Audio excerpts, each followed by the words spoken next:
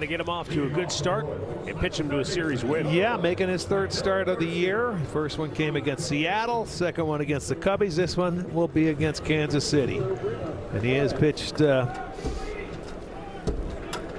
me see, his sixth appearance, but third career start against Kansas City. Maikel Garcia to lead it off for the Royals. And he's a tough customer usually against left-handed pitching. Pops it up. Tough one. Hedgie to the screen. He's got it. He hangs on. That was not an easy play because he was literally looking right into the sun, which is just above the top of the ballpark. Yeah, and they don't have glasses back there. I had a feeling it would be tough because it always comes back. It has that spin to come back into play. But there it goes. You shade your eyes with that glove and you battle in it. It wasn't directly into his face, but you could see him. He's let out a sigh of relief. That is not an easy play for a catcher. Garcia came in 5 for 19 against lefties already this year, so that's a good early first out. Now Bobby Witt Jr. Rick, we talk about from a hitter's perspective, if a pitcher has good east to west movement, in other words, for Bobby Witt, say, if that ball's breaking down and in or down and away, that's one thing. But when a guy can go north and south with the movement that Cantillo has, not just talking about locating fastball up and down, but that overhand curveball, what does that do to a hitter? Well, it's a great pitch because you can start your fastball up there and something, you know, the curveball is going to start in the same spot, but it's not going to end up in the same spot, you know, so you can change their eye levels. And he has reverse splits. The right-handers are hitting better off him this year, and normally last year he's been better against righties than lefties. The lefties have had a better, you know, reverse split guy. But this year he's going to get it rolling once he gets his pitches going. Do you think that could be part and parcel to the fact that as a right-handed hitter, you don't see a lot of lefties that feature that good over-the-top curveball that he has? Well, that's true. And in his first start, if you remember, he really didn't have a feel for his changeup against Seattle. So that was eliminating some of the right-handers because they get out in front of his changeup when he can command it. That changeup to Bobby Witt was upstairs. He got a piece of it. Bobby Witt, since the start of the 24 season, has batted .346 in this ballpark. Backed him up. Sometimes it takes a little bit to get a feel for that pitch. And sometimes I'll call it back to back. So you do get a better feel. We'll see what Hedgie's got him doing. Swing and a miss. He struck him out with a change of pace. The rest of Matt Quatrero's starting 9 looks like this. Vinny Pasquantino in the 3-hole. Then Salvador Perez will DH today. Carter Jensen, the catcher, hits 5th. Lane Thomas in center field gets his first start in the series, batting 6th, followed by Jonathan India, Starling Marte, who makes his first appearance in the series, and Michael Massey batting 9th. So Matt Quatrero getting some guys on the field and in the lineup that we have not seen yet. I think a lot of managers, Q, Voter, they like to, hey, if you're on the team, you're going to play. There were times, not going back that far either, but there were times where if you were a guy sort of at the end of the bench, you might play once a week. Well, especially when the DH was around. You know, I mean, not it still is, but now teams like to use it to give everybody days off. They move that DH. Yeah, to maybe the 3 or 4 guys that are playing every day. As opposed to one guy DHs all the time. And yeah, get some guys in, keep them fresh if you're going to use your players. And that's one thing I know these two teams do. You know, Stephen Vogt was saying before the game, Rick, one of the things that he enjoys about matching up with Kansas City, there's a great respect and friendship with Matt Quatrero, but also he said we play the same kind of baseball. Right. Every game we play seems to come down to a key hit here or there, a one-run game. He said they're fun to play. It's a respectful rivalry. Swing and a miss. Joey Cantillo strikes out a pair in the first, knocks him down 1, 2, 3, and the Guardians are coming to bat.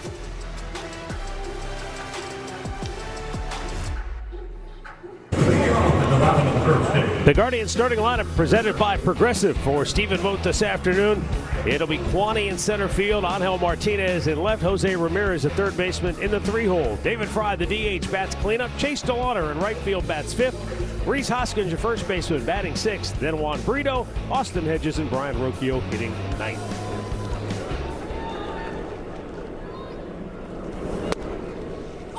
A fastball strike from Cole Ragans. He's kind of been a tough luck pitcher for Kansas City here in the early going. Early going, but he was tough luck last year. He was their opening day starter, but ended up missing 100 games on 2 stints to the injured list. You look, he had a left rotator cuff strain for 84 games and a groin strain. You know, he's 0-2 on the year. His first game against Atlanta, he gave up 3 home runs in that ball game, solo shots. But this guy is competitive. Boy, he's got the fastball, slider, change, curve, and cutter. To the left-hander, there'll be a lot of fastball sliders.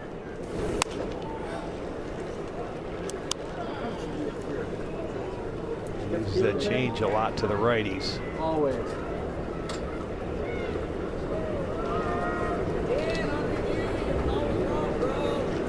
Now the 2-2. Got him looking. Fastball, paint. Let's check out that Royals defense behind Ragans today. It looks like this. In the outfield, Massey will be in left field. Thomas gets the start in center. Marte over in right. Garcia and Witt on the left side as usual. Both Gold Glovers. India and Pasquantino on the right side. And back behind the plate is Carter Jensen.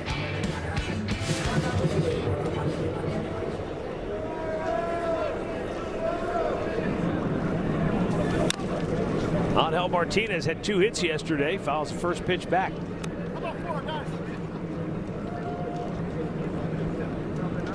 Cole Ragans making 5 career starts against the Guardians, 1-2 with a 4.44 ERA. Last game he pitched here in April, it was a dandy. 7 2/3 innings, 10 strikeouts in a Kansas City 4-2 win. Arch, Stephen Vogt made it a point to break up his left-handed starters, Parker Messick and Joey Cantillo, in the rotation. What's the advantage or disadvantage for Matt Quatraro of having left-handers back-to-back? You know, we had Noah Cameron yesterday, and now you've got Cole Ragans today. Well, this is their 7th start out of their 12 games that they played. They're throwing a left-hander, so they may have a little more, and I don't blame them for the 2 guys that we have are young. Got them looking. And they have some veterans out there. Back-to-back strikeouts for Cole Ragans. Well, he's just coming right there with a good low heater, 98. How about that? So back-to-back called strikeouts on fastballs down in the zone. That's telling you something. He's fastball slider to the left-handers primarily.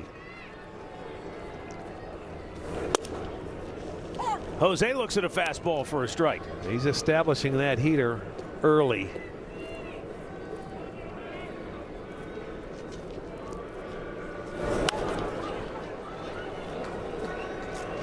Then you go to the good hitter and he'll throw that. That's where the right-handers will get the changeup.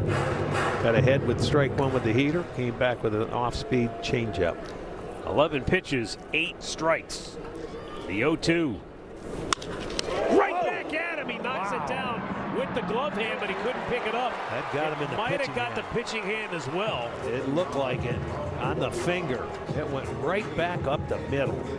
We'll get a second look. It may have deflected off the pitching hand. Let's take another look. I mean, that got back in a hurry. Yeah, it hit the glove. It was 92 miles an hour off the bat. It hit the glove and then hit him in the hand. Ouch. He was self-defense, and it would have been interesting if he picked up that ball cleanly. I don't know if he would have been able to throw it or not. But he may need some time to get that tingling out of there. Arch, I know you just went over his numbers against us. I believe, Matt, I can tell me if I'm wrong. Didn't he leave a game here last year when he had the leg injury, I feel like? I'm trying to think. The one I was talking about was on April 13th. That was when we were there. Cleveland. That was in Cleveland. I thought that was here because late in the season he was here last year, and I thought he had to leave a game with the leg injury. He was cramping up. Well, it appears as though he's okay, but they're going to make him throw a couple just to see. Whoa. Well, maybe not. Yeah, that might. Might have gotten a finger. Well, he's changed facial expression. Up to that point, he was pretty stone-faced. Right. But when you throw into the backstop, Look at, he may be throwing a changeup here just to see if he gets a feel for it. Arch, even if he has a feel for it, if it bruises up, it's gonna. Well, we'll see.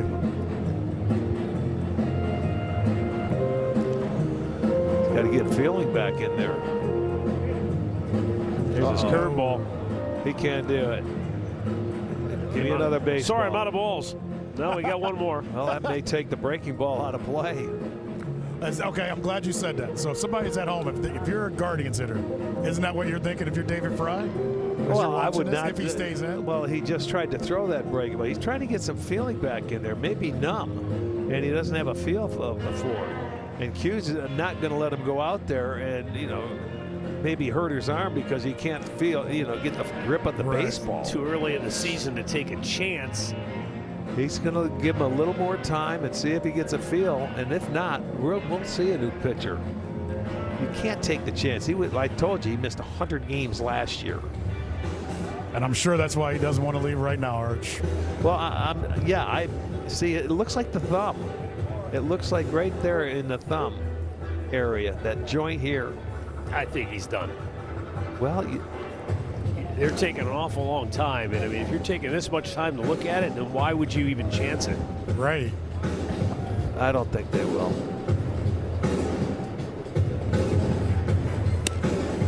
Up. Everything's upstairs. Seems like he can't put any pressure on it.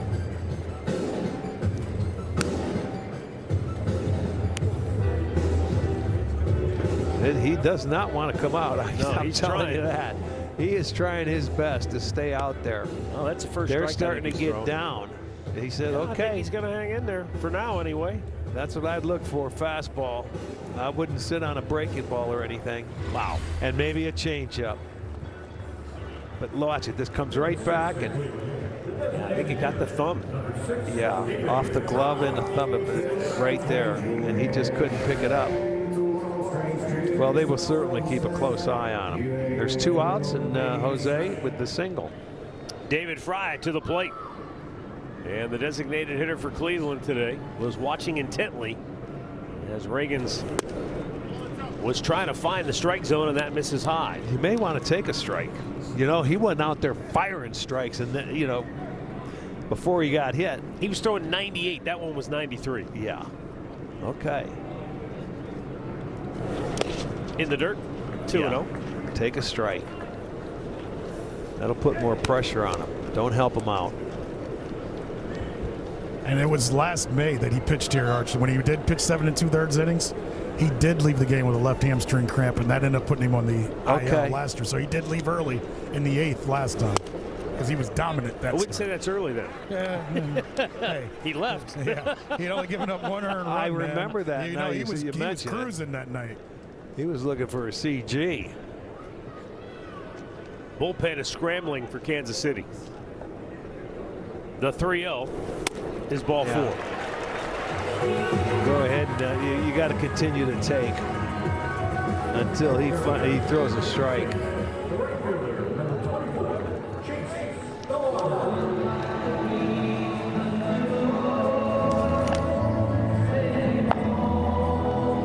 Right-hander begins to loosen for KC, but right now Chase DeLauter with 2 on and 2 out. He just watched David Fry take 4. I'm with you, Archie. You got to see one in the strike zone. Prove he can throw a strike. Outside, ball 1. And look at him. He's down on that thumb. This may be his last hitter if he cannot find that strike zone. I know you want to keep him in there. He wants to stay in there, but not an easy thing to do. DeLauter hammers one high in the air. Left center field. Lane Thomas back on the track. Looking up, it's off the wall. Scoring is Ramirez. Here comes Fry, and it's a 2-out, 2-run double for Chase DeLauter. That gives him 11 runs batted in already on the year. Well, he got a fastball to his liking, and he got after it. He wasn't going to let him I mean, he stayed on it and took it the other way, and that was a strike. 94. And they're going back out there. But he hit it off the wall. It was close. You see Thomas kind of play it off that screen over there on the board. So Jose will score. Fry comes around. Yeah, that's going to be it, Arch. Yeah. Cole Ragans, an early exit after that line drive off the bat of Jose Ramirez, deflected off of his pitching thumb. He tried to give it a go, but after walking David Fry on 4 pitches, he yields a 2-run double to Chase DeLauder. The Guardians lead 2-0. We'll be right back. In just his second appearance, he's worked 3 innings, and he got beat up 5 runs on 8 hits, walked 3, struck out 4, and his only outing thus far. He'll face Rhys Hoskins with DeLauder at second base. He was actually recalled from AAA last Friday to start in place of Michael Wacha, who was scratched for illness. They postponed that game that day, and he ended up starting game 1 of the doubleheader. And they got his lunch that day in 3 innings. 8 hits, 5 runs. You know, when you think about Jose Ramirez changing the course of a game with 1 swing of the bat, you normally think about a double up the alley or a home run. Yeah. But his line drive right back at Cole Ragans changed the complexion of this game 3 batters in, because Ragans looked like he was about to dominate. He had struck out the first 2 hitters, Kwan and Martinez, and he was throwing a fastball above the mid-90s. We're talking 96, 97, 98 miles an hour. And after that line drive off the bat of Ramirez that clipped him on the thumb, that fastball velo was down about 93, and he was having trouble locating it. And his day quickly came to an end, and look at this, Rhys Hoskins. He drops one into the left field corner, Clayton DeLauder. Rhys is into second base with a 2-out RBI double, making it 3-0 Guardians. Hoskins gets his 3rd double of the year. Looked like he hit a hanging breaking ball. There it was. That was not bad. It was down out over the plate and gave him some swinging room, but he pulled it down into the corner. He'll get his 2nd RBI. Arch, Rhys is just happy that it's warm outside. I asked him the other day, I go, what's this weather like? He goes, I forgot. I've been indoors the last couple of years. He goes, it takes me back to my Philadelphia days. But he gave a good quote. He goes, I've been telling the guys. He goes, when this weather's that bad, it's about having an at-bat for the team. It's not about you. Well, for Rhys, you know, whether you're a youngster or a veteran like himself, you strike out 5 straight times. Yeah. You start scratching your head going, what the heck? Well, he ends that streak with a big hit, 2-out RBI hit. Now the youngster Juan Brito swings through it, 0-2.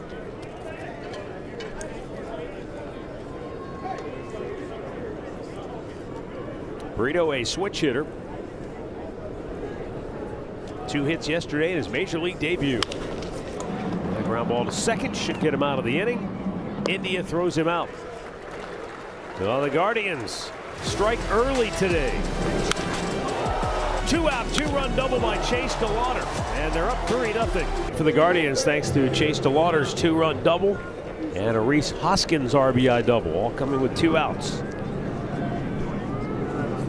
Salvador Perez leads off inning number 2 for Kansas City, and Joey Cantillo misses with a fastball.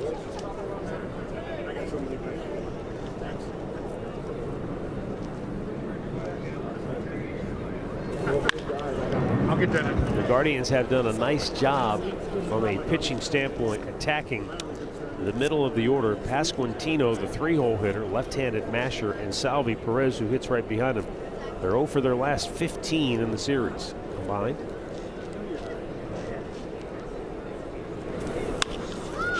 Out to right field near the line. There's DeLauder, nothing you can do about that. He makes a running catch. Stayed on his feet. And that's out number 1. I'm surprised you could get there for Perez. Normally you'd think he would maybe try to pull this with the change-ups and break it ball. But he slices it down the right field line. DeLauder, a nice run. He's going to run right through it and catch up to it to retire Perez. Yesterday, I'm guessing that ball would have dropped for a hit because the wind was blowing in more pronounced, and it probably would have knocked it down earlier. I I've seen when I see Perez go to the opposite field, it's usually in right center field. Ooh. Pretty good looking pitch. 2-0. Just a little low. This guy's been impressive. How about 19 runs batted in his first 30 major league games? Yeah, he's got some very good bat speed. He's hit 2 line drives. I mean, into the seats here back-to-back nights. One day. 3 balls and a strike.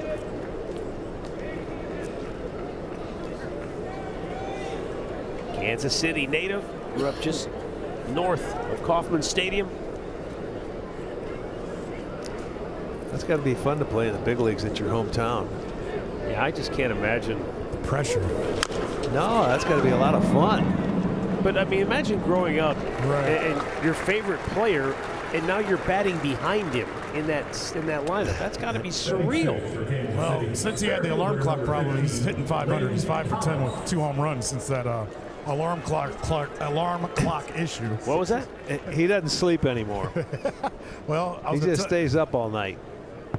works for some of us, Art.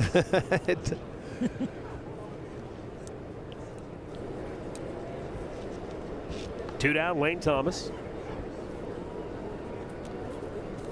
Lane spent the last 2 years with Cleveland, 3 times on the injured list. Last year was just a disaster for him physically.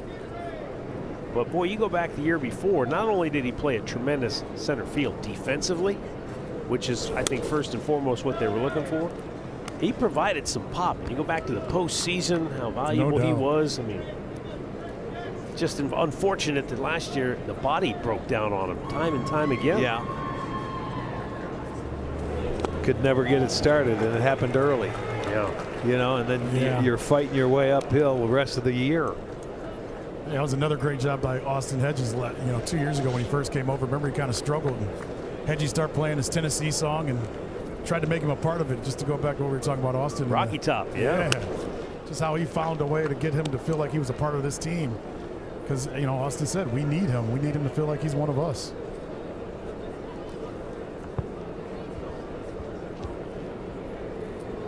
Three-one pitch. Good. Went right with the slider to get in there for a strike. Did not go to the fastball, but you threw it for a strike, and that's what you want to do in that situation. You don't want to be too fine with it. Payoff. Came right back to a miss. That changeup. Woo. Filthy. 6 up, 6 down. 3 strikeouts for Joey Cantillo. It's Austin Hedges. Swings and fouls one straight back. Hedges 5 for 11 on the year. 1 for 3 yesterday with a run scored. But I think more importantly, yeah, would he like to have some better offensive numbers to go along with his highly touted defense? Yes, but I think what he hangs his hat on is simply this, right? Because we all, at the end of the day, when you compete, it's all about one thing. Did you win or did you lose? And for Hedgie, Cleveland has won 59% of the games that he has been in the starting lineup. There you go. I mean, the object, win the game.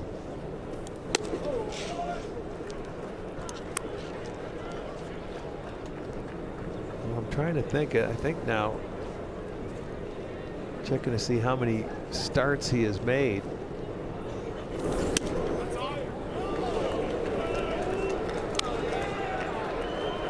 This is his 4th start. He may have caught 4 different pitchers.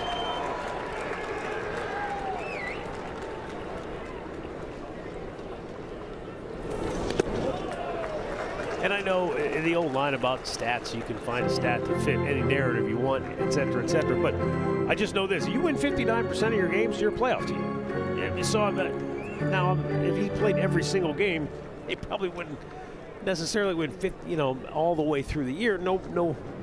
Not many guys can live up to that kind of durability in terms of the catching position.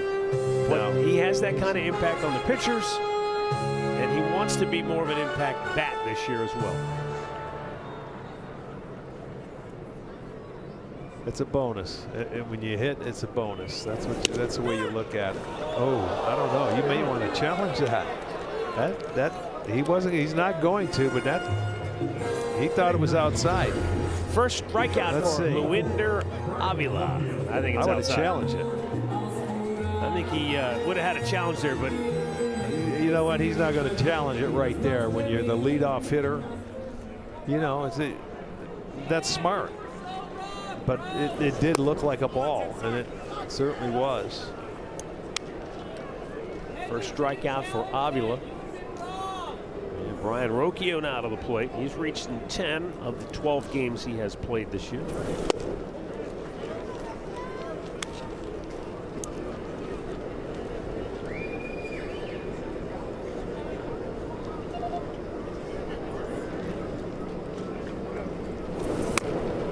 Brian Rocchio figures to be in that lineup on a regular basis at the shortstop position for the foreseeable future. Not good news as far as Gabriel Arias is concerned. After more testing and imaging done, he has sustained a moderate strain of the hamstring on the left leg, and they're looking at anywhere from 4 to 8 weeks recovery time. Yeah, that's not good. So you're talking a month to 2 months possibly before he's back? Yeah, we could tell when we saw him it was not going to be anytime soon. Those things are nasty. You pull a hammy. So that's an opportunity for this young man you're looking at, Brito. Want Brito that he can try and earn himself a job out there at second base. The 3-2 pitch. And that's low. Ball 4. And challenges. You can see Jensen kind of say to Avila, no, it was low. We're not going to challenge. Isn't it funny? We look at it and we're the ones that want to challenge, but the hitters and the catchers, they know what's going on. It's funny, you get the ABS now. Everybody that's watching gets into it. Challenge that. You'd be out in the second inning if you're everybody. 4 pitches in, we're out of challenges. Well, I think part of that too, Arch, is these catchers have become so good at the framing, especially getting under the ball, those low strikes, trying to steal them up. Yeah. They know. I think they've got a really good idea when they know they've stolen a strike. In other words, when they've influenced maybe a call. They do. So when they don't get it, they know, like, yeah, I was trying to get one there. Yeah, that's true. I mean, they've got the best seat in the house. The catchers do, and that's why they're gonna be the ones that can get most of the calls overturned. Slow chopper towards second. India, it hit the runner, Rocchio. And so he'll be out. 2 down. Kwani will thank him. He gets a hit. But he ran himself into that ball. It looked like he wanted to slow down and then try and beat it out, and then he just ran into it. Look he slows down, stops. So here's my. This is what Matt Quatraro was going to go out and say, that he intentionally ran into that ball to avoid Kansas City being able to turn a double play. Well, I don't think they would have been able to turn a double play anyway, because it wasn't hit hard enough and Kwan was running down the line. But that was bad timing on him. I mean, he just ran into it. He was slowing down but didn't do it. Ball players are ball players. As you said, Kwani will thank him for the hit. Yeah. Kwani will take him out to dinner for a hit. Rocchio got over here and everybody said, way to be a good teammate.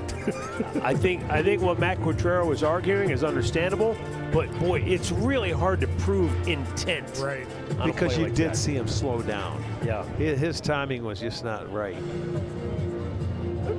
And it's like scoring, right? What do we always say? You can't assume a double play in scoring. Well, that ball was not hit hard. That's why he had to slow down. It was a high hopper. He's just trying to get his word in. He feels like he's right, that he did do it on purpose. So he's letting them know that.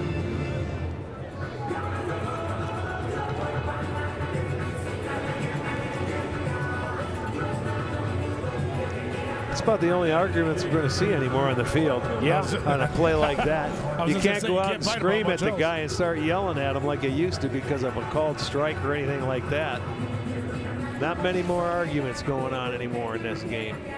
I mean, interference is the right call. He interfered with the fielder's ability to try and field the ball, so he's automatically out.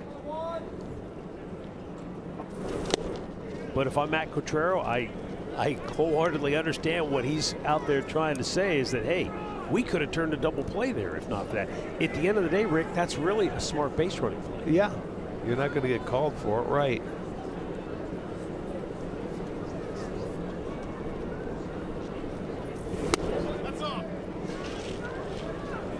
Remember last year in the postseason, Arch, Josh Naylor? Yes, He I do. He second, jumped into the jumped ball. up in the air. Hit him in the back of the head. And I was sitting home watching and laughing. I said that guy would do anything to try and break up a double play. I do remember that, and they did call it. It was interference, and he was out. You know, but they had to meet. But I'm trying to remember. It was not a double play. They didn't give him a double play, right? No, they did not. No, they could not. He jumped up in the air. I mean, that's as egregious as it gets, right? His former teammates weren't too happy. I honest to God, I really started laughing. Monhel, base hit right field. Kwani had to make sure it was going to get down. I had a better view than he did. But the Guardians have something brewing again with 2 outs. Well, a nice little job here by Martinez getting a break. What is he, a low ball hitter? There you go. He got a breaking ball. Hit it into right field. Oh, you got runners on first and second. And here's Jose again. Jose knocked starter Cole Ragans out on a line drive right back at him. And you know what? He was 1 for 13 against him in his career before that base hit up the middle and knocked him out of the game. Yeah, he only had 1 hit off him.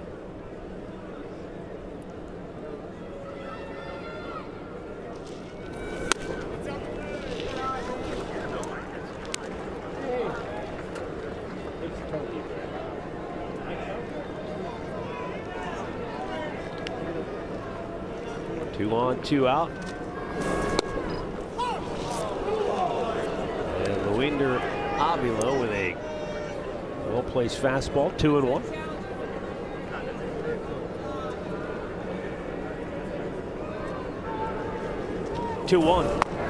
That ball that Jose hit, you know, Rick, a lot of times we see when pitchers get hit by comebackers, I think of Carlos Carrasco, it's usually off a changeup. That was a 97-mile-an-hour fastball Jose turned around right back. And it was an 0-2 pitch. Yeah. Broken back, base hit, right center field, around third. Here comes Kwan. Angel on his way to third. Hustling into second, Jose Ramirez. The ball got cut off by India, and he's in there safely. It's a hustle. RBI double for Jose, and a 4-0 Guardians lead. See, that was funny. I was watching Jose, and he made the turn, and first base was going into the relay position, and he just kept going, but they cut it. They didn't have a chance of getting it. Watch Jose. Here comes the first baseman, and he just continues because there's a guy, the second baseman, India's out there, and he hits the short hop. Right. And the So he ends up getting a double. Right. And the catcher can't go to first because there's a ball that can be thrown to the plate. Yeah, there's no way. He's got to stay put. Right. He saw everything moving, and he kept moving.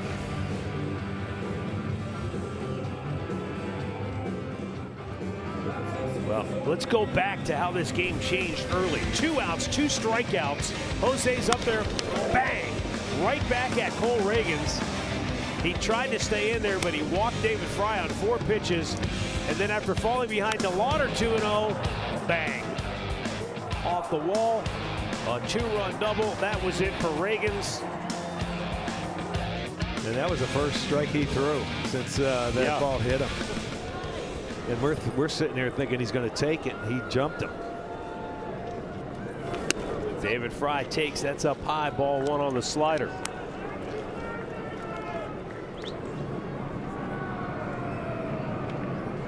Guardians doing it with 2 outs today.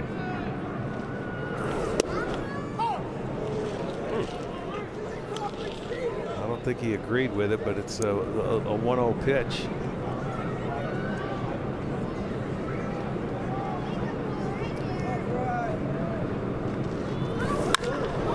High and fouled on the left side. Boy, he hit that hard.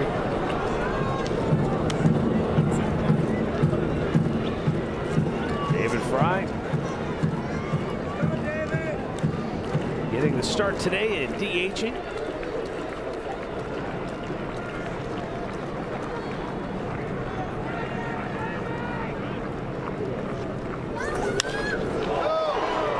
To center, Lane Thomas moving over, and the right fielder Marte comes into the picture to make the pitch and retire the side. Jose Ramirez, a hustle RBI double, makes it 4-0 Guardians after 2. Start the third inning with Joey Cantillo missing low ball 1 to Jonathan India.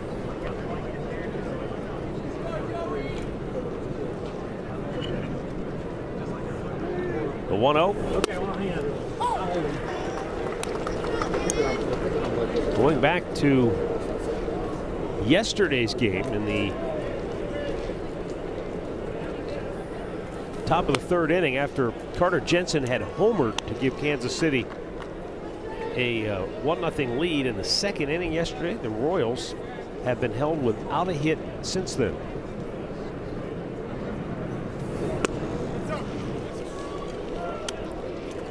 Not like they didn't have chances, because boy, did they have a slew of walks yesterday. 8 walks. And Lane Thomas takes ball 4. Well, let's go back to the 7th game of the American League Championship Series last year. We just saw the play here in Cleveland, so here's a double play opportunity.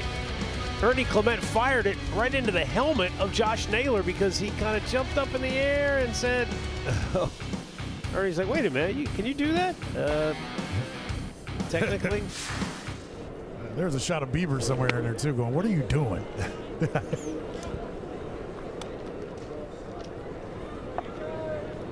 You guys talked in the first inning about Joey Cantillo, and Rick, you brought up the changeup, and he said he went away from it too much because he didn't have a feel for it out in Seattle. And right. Basically, he was told last start, it's your best pitch. We're going to keep using it. Don't go away from it. You know, like, find it. You don't. Yeah, but I remember he had. You're right, and they said that. But remember, it was a 3-2 pitch, and he went to it and he threw it to the backstop. That's right. Yeah. That's when I knew you stopped throwing it because you don't have a feel for it.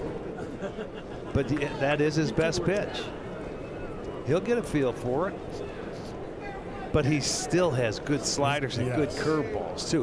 This guy's got a really nice arsenal.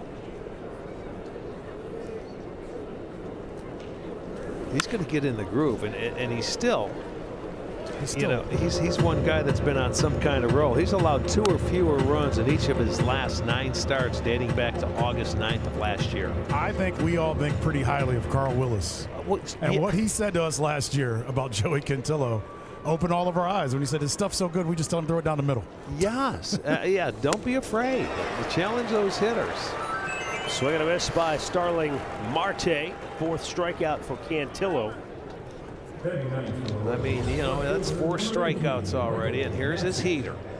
You see, they start looking for the slow stuff, and that's when you can sneak your fastball by him. And he throws on 92, 93, but if you locate it and you put it in the right spot, no problem. There's a nice breaking ball for strike 1. Michael Massey making his first start of the 26 campaign. He's just really learning how to pitch and getting out there in a rotation every 5 days.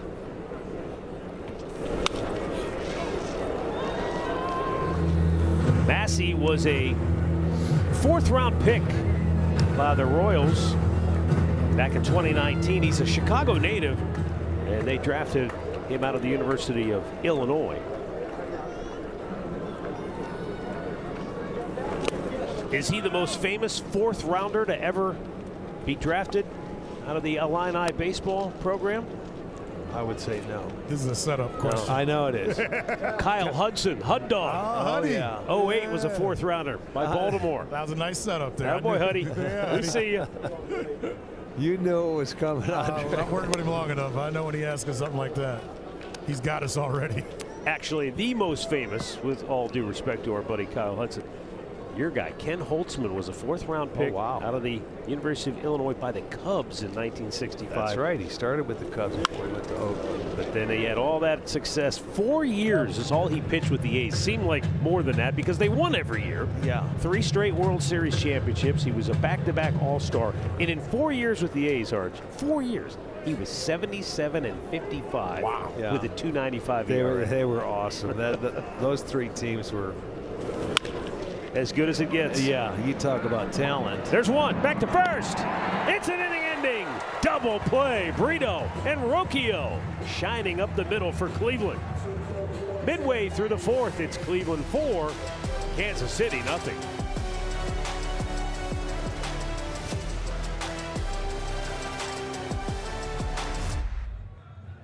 Let's see, the discussion's going on. Yeah, how many innings can you ask Avila to go, I guess, right? And then well, he was going to start a game for him. They're I'm sure, discussing it. This is their 2nd road trip, and they've only, their first road trip was to Atlanta, and that was it. And they went back home, and they're doing the same thing. Chase DeLauder doubled off the left field wall first time up, fouls that back out of play. They finish here and they go right back home against the 4-gamer against the White Sox. You said they're in the Central. Yeah, they stay in the Central. They're playing a lot of Central teams through May. We're not. We're done until we see Kansas City after you're coming back from the West Coast. Yeah. 4-gamer in KC. Did you guys see the White Sox sent back their opening day starter this morning? No. Sean Smith, the kid that we all like. Oh, yeah. Yeah, they sent him back this morning. And he was their opening day guy. Shane Smith, rather. I'm sorry. Doesn't matter. First names. It's all right. Smith. Smitty. You know what I'm talking about. Oh, Mr. Smith.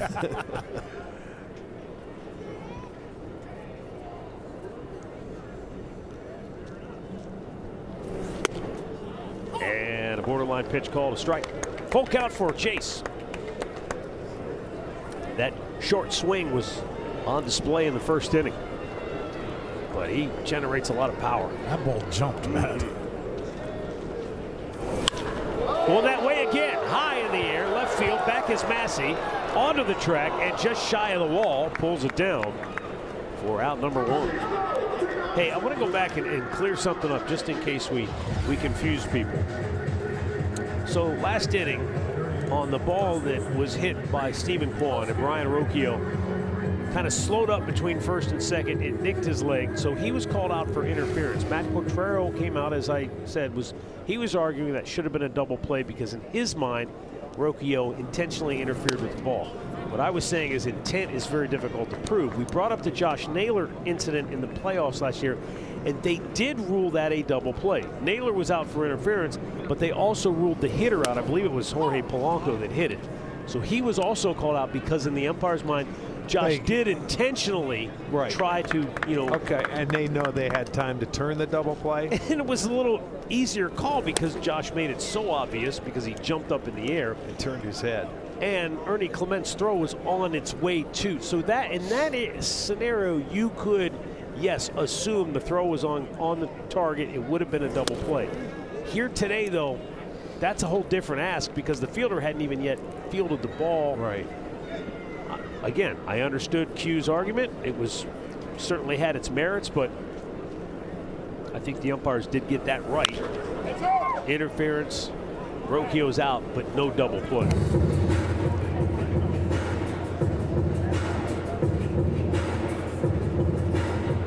I think in that case, that's what you teach your base runners. Don't make it look too obvious, but if you can maybe disrupt it, go ahead. There's a ball laced up the alley. That'll go all the way to the wall. Rhys Hoskins, he's breaking loose here to this afternoon. His 2nd double of the day. Just needed some sunshine and a little warmer temperatures, Matt. A little vitamin B. Yeah. Or D. What is it, D? Well, and they got 4 doubles now today.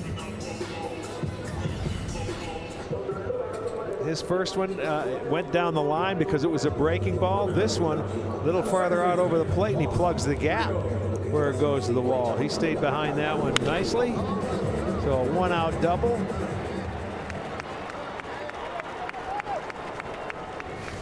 And Hoskins now has 4. Juan Brito takes a strike. Vitamin D for daylight. There you go. Yeah. Speaking of no sleep and playing, the The guy at the plate yesterday did not sleep before yesterday's game because he had to take a 4 a.m. flight to get here. Said he couldn't sleep after he found out he was coming up, and didn't bother him, but he slept well last night. Yeah. They have flights that leave at 4 a.m. Well, he had to leave the hotel at 4. The flight was at. It was kind of like our flight. We know that drill. Yeah, where I don't have my luggage. Did you find it yet? I got some of it. The 0-2 pitch, he chased one down and in and strikes out. 2 down here in the third. Well, there is still time to become a Guardians teammate for the 26th season. Season ticket memberships start with just 20 games and feature the best seats at the lowest prices. Members also get access to exclusive events, pre-sales, flexible exchange policy, and more. CLEGuardians.com/season tickets.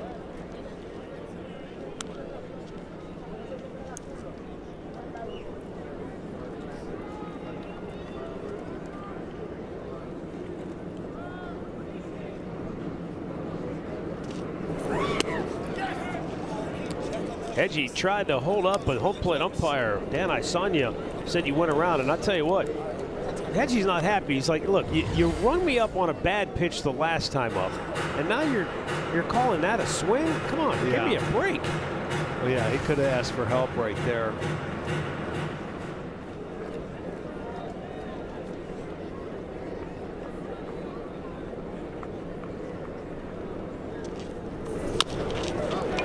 Over the head of the pitcher, Bobby Witt. Sidearm throw on the money. And the inning is over. No runs, a hit, 1 left. We've played 3, Cleveland 4, Kansas City nothing. Statcast 3D powered by Google Cloud. This is an idea of the movement that, as I said to you at the outset, that north-south movement that hitters are looking at. Yeah, it's crazy when you look at it. Curveball, the break, 61.5 inches, huh? And it'll be average 54. That's a little hump in there. Fastball strike to Michael Garcia, who fouled out behind the plate his first time up. Yeah, that was on the first pitch. Nice to get this guy out on one pitch. And it's 0-2 on Garcia. Garcia, a guy that loves to play against Cleveland since the start of last season. A 300 batting average, 15 for 60, 9 ribbies, 10 extra base hits.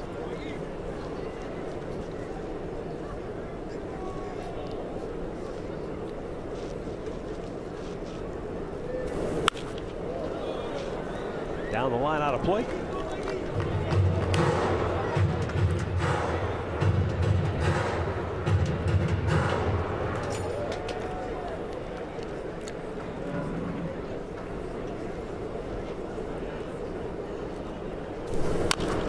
Uh-oh, that's going to be tough. Joey jumps and throws, and it's in the dirt. And in there with a infield single is Michael Garcia, first hit for the Royals today. Yeah, tough play, because with the left-hander on the mound, he's going to have to go jump and make a spin throw, which he tried, and you spike it in. Just a tough play, and Garcia can get down the line. So there it is, the first hit. First hit in their last 40 plate appearances in the series. Wow.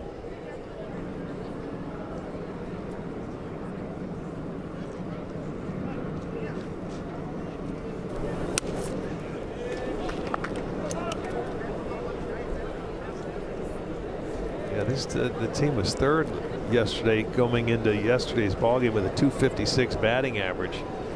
But coming into today, it was 239, and they're still fourth.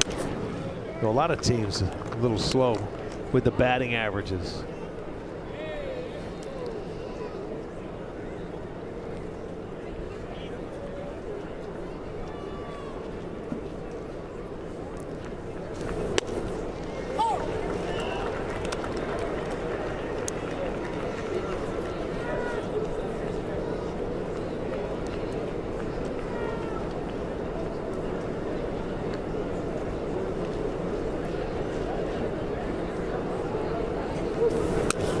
That's up high. 3 balls and a strike. Not a guy you want to fall behind. Bobby Witt is as dangerous as they come. No, but I've seen him when he's been behind the count use that slider to get it back in instead of the fastball. There it was. Left field, moving over is Martinez. He won't get it. It's in the gap. Racing to third is Michael Garcia. He's coming home. Rocchio will hold the ball in short left field, and Kansas City's on the board. It's now 4-1 as Bobby Witt picks up his 4th RBI on the young season. And that is his first extra base hit on the year. It's hard to believe. There's the breaking ball, and he left it up in middle of the plate, and he did some damage, found the gap. So this guy, it's a good thing this is the last game. We'll get him out of here. Exactly, because in about a week he'll have about 5 doubles. Yeah, left. exactly. I mean, he had a nice hitter's count. They came back with the slider that he took advantage of, and he gets him on the board. So the leadoff guy and the number 1-2 hitters do their thing.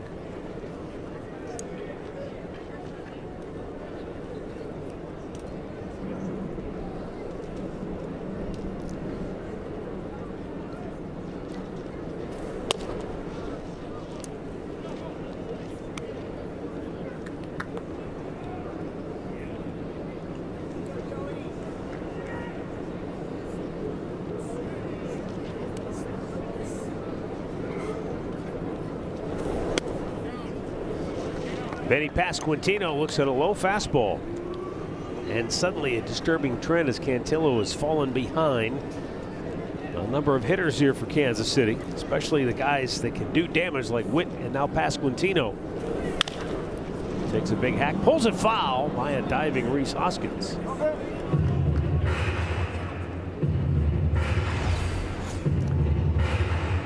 One hop, and it hit something out in front, and it looked like it kicked it a little foul.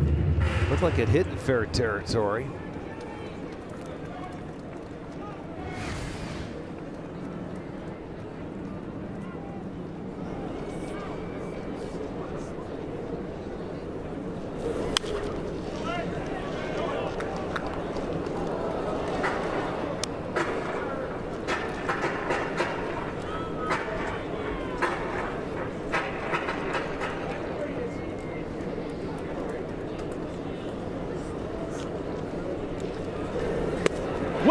In front. That was a really good changeup. And again, Cantillo, he does not discriminate. Left, right, he will throw that changeup to either hitter. Old Spice fresh stats. Since Bobby Witt burst onto the scene in 2022, there are his numbers up against one of the game's greats. Yeah, he looks up to Jose. I'll tell you what, he's got numbers just like him. That's beautiful. One down now for Salvador Perez. 5 strikeouts for Cantillo.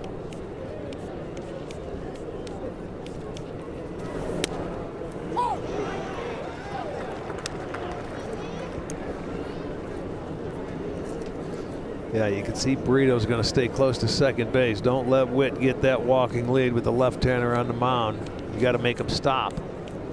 He's going to try and time you.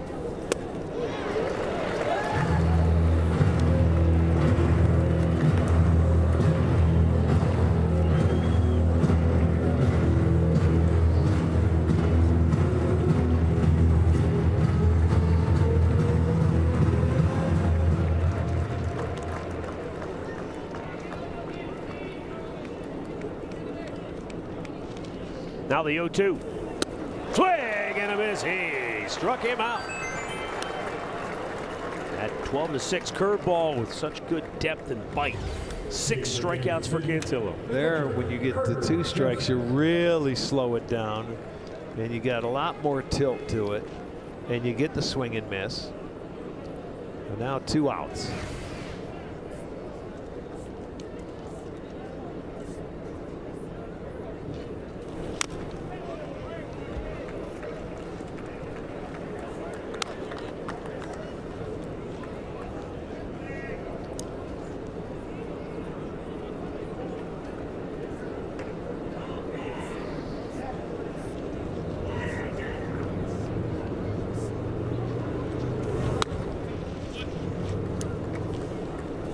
One ball and 1 strike for Carter Jensen. A ground out to first base his first time up.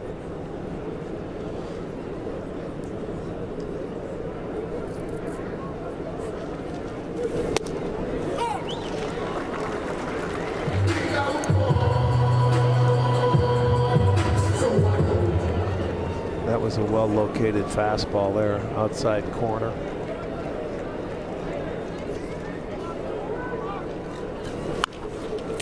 Right back to him. Joey's got it. The flip. Side retired. Royals get on the board. Midway through the fourth, 4-1 Cleveland. Full menu served in the Discount Drug Mart Club Lounge. Bottomless bites are only available for select games. Visit CLEGuardians.com.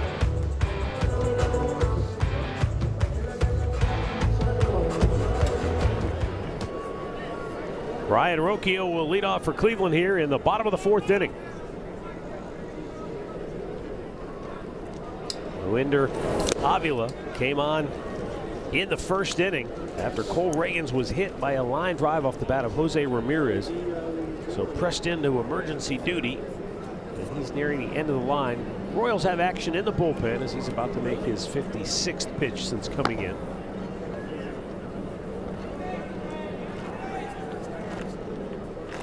Alex Lang getting ready, the former Tiger.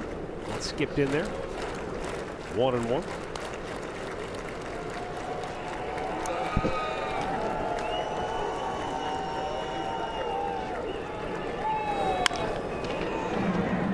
Over the mound, behind the bag, Bobby Witt takes his time, 1 down.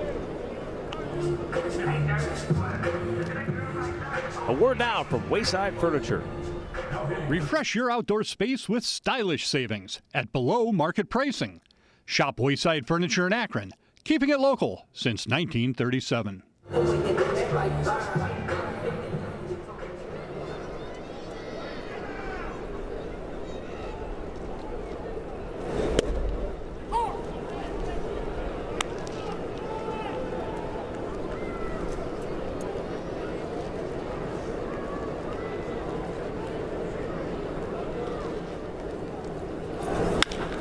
Hard hit ball up the middle, backhanded by Jonathan India. And a nice play to take a potential hit away from Stephen Kwan, 2 down.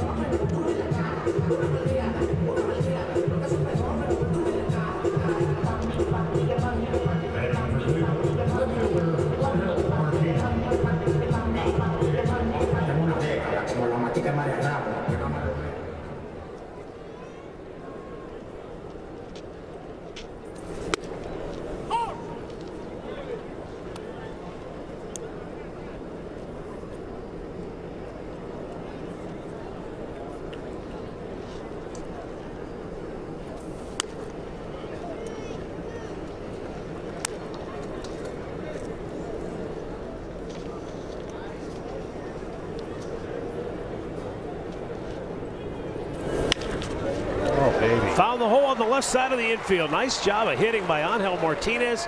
2 hits yesterday, and Rick, 2 more today. Yeah, well, he was upset, I think, yesterday when they pinch hit for him, but he's taking it out. He's got another 2 hits today. I like this one going the other way. He pulled the first hit in the second inning on a breaking ball that was down, and he goes the other way, stayed on it, so good for him. A 2-out single.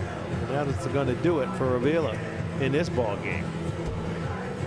So he will exit, and Alex Lang is coming on when we come back.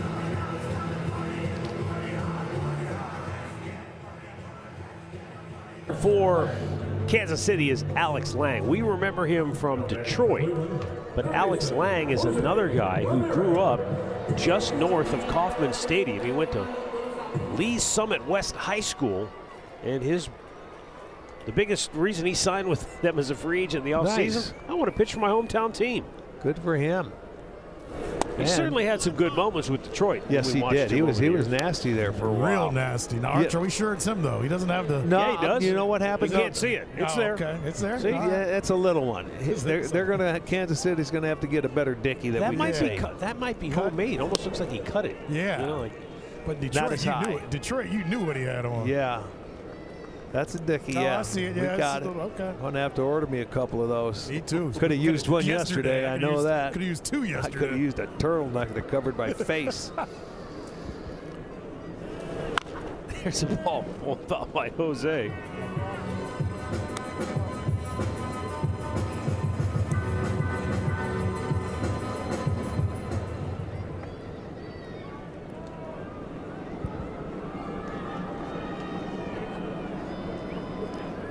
Alex Lang ready. Then the 1-2 pitch. Had him leaning, but Angel gets back to the bag. You know, they picked him off the other day because of that very reason. He was itching to go, and he went the wrong way just as that throw was coming. But that's all right. That's how you learn. I mean, to steal bases, you got to get your lead and get set. Off to move. And some pitchers will hold the ball a little bit more. You just got to get a feel for it and get a rhythm that you can get into. You know, you may get picked off once or twice when you're trying to do this thing, but Sandy's going to be over there and he'll help you all the way. He knows the guys you can really get a good move on or a jump. He's going this time. And the throw down by Jensen. Not in time. It goes into center field, and he's quickly up on his way to third, and he's in there safely. There you go. Get your stolen base, and you get the third on an error. Yes, even though there's 2 outs, that certainly helps.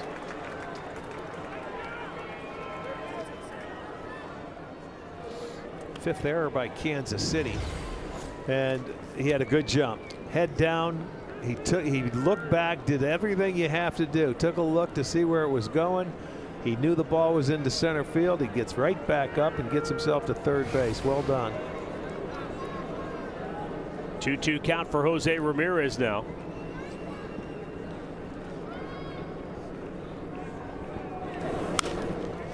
And he fights one off. A good slider from Lang.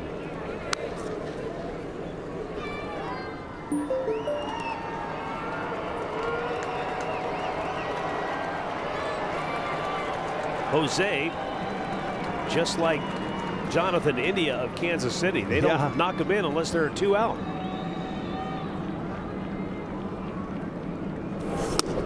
High, 3-2. India for Kansas City has 8 runs batted in, all with 2 outs, and Jose a half dozen after his 2-out RBI double in the second. He's going to try and make a perfect pitch here. You got a righty on deck, and he's not going to want to let any more go. Angel getting off as far as that third baseman's off the bag. And Jose, a can of corn to center field, ends the inning. 4 complete from Progressive Field. Cleveland 4, Kansas City 1. Well, the Guardians starters have been, very good. Look, this team for over a decade has hung its hat on starting pitching and bullpen, but primarily, if you don't have the starters, then you can't get to the bullpen to help you. And look at the last 8 games. Yeah, well, you just get on a roll. Extension of last September. That's what I was going to say. In September, when they had the 6-man rotation, they got on a roll, man, and they did not allow many base runners. They picked each other up, and it became a competition, where they go out, and the next guy wants to do the same thing that the guy did the night before, and that is contagious here.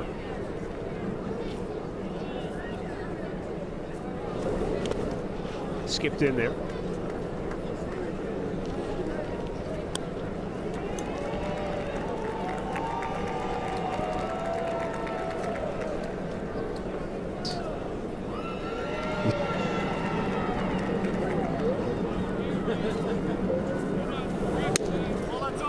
That's a little bit outside.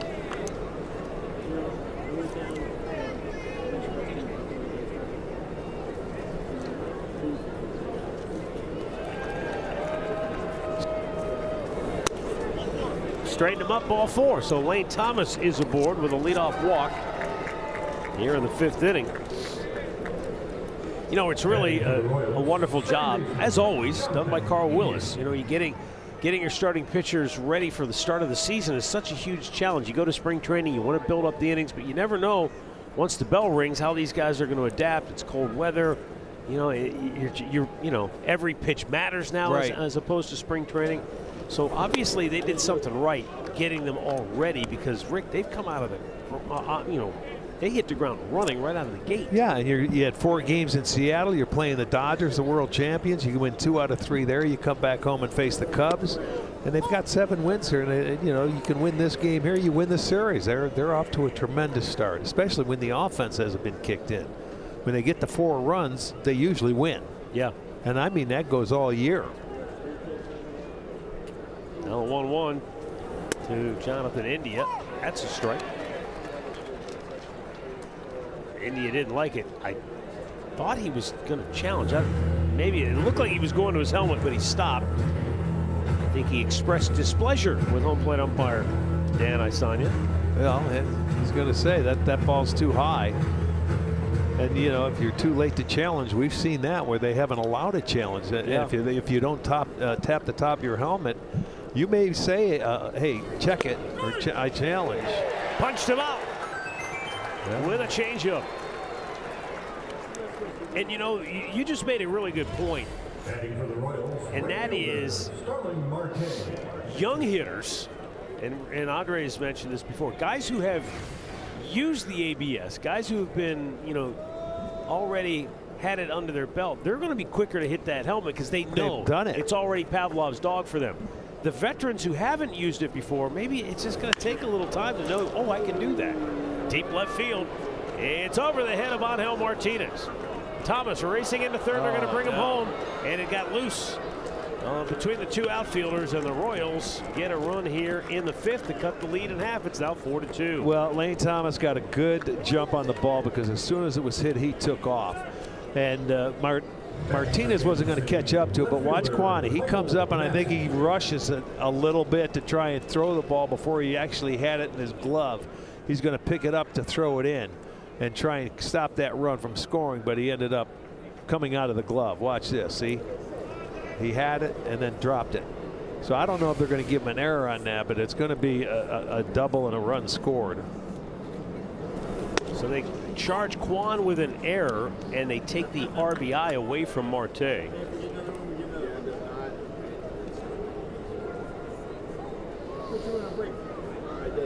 And it's a 4-2 ball game. Michael Massey at the plate. Just now getting a reliever up in the Guardians bullpen. That is only the second error that the Guardians have made this year. They had one, and you know that hasn't last. You got to go back to what, 74. They played such great defense, but a little bobble right there. That's only their second one in game number 13.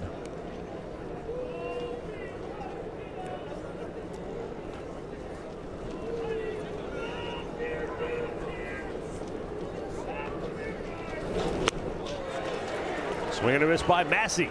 Strikeout number 8 for Cantillo. 2 down here in the 5th inning. Batting for Kansas City, third baseman Maikel Garcia. And that takes us back to the top of the order.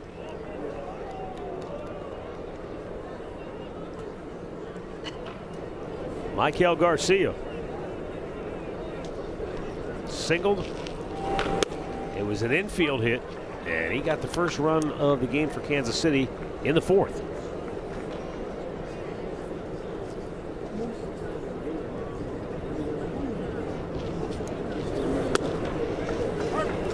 You guys were talking about how the rotation took off in September last year and how it's kind of rolled into this season, right? I kind of feel like because you had 6 starters coming to spring training kind of fighting for the 5 jobs, at least 3 of those guys, that probably plays into why they've kept this roll going. Swing and a miss. Down goes Maikel Garcia. Joey Cantillo has struck out 9 in 5 innings of work, but now it's a 4-2 ball game. And Rhys Hoskins.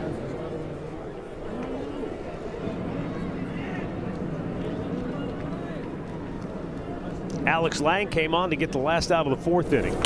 Oh my goodness, that was up and in. And for a guy like David Fry, who's been through a lot, including a pitch that hit him in the face last year when he squared around the bunt against Tarek Skubal, that probably makes your heart skip a beat.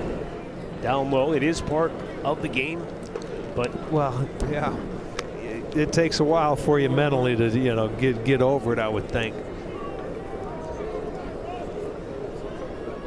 But that separates the men from the boys. I mean, it happens when you're a little kid. If you're afraid of the ball and you're afraid to get hit, you'll never play baseball. That's the one thing you can't have a fear of. And one thing I can tell you, folks, David Fry is not short when it comes to toughness. No. Yeah, no doubt. swings through it 2-2. Arch, can you come to my kid's baseball practice and tell them what you just said? Yeah. You got to stay in there. Don't be afraid. It's not going to hurt for long. That's what every dad says. It's not going to hurt for long. And we'll rub it. You know, we'll give you some ice.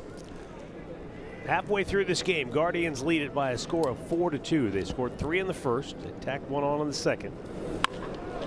Fry yanks 1 foul. Jose Ramirez made the last out of the 4th inning, had a runner at third base. He flied to center. He has been among the, well, let's call it like it is. He's among the unluckiest hitters so far this year in baseball. And again, we're at game 13. But do you believe in luck, Rick, in the game of baseball? Yes.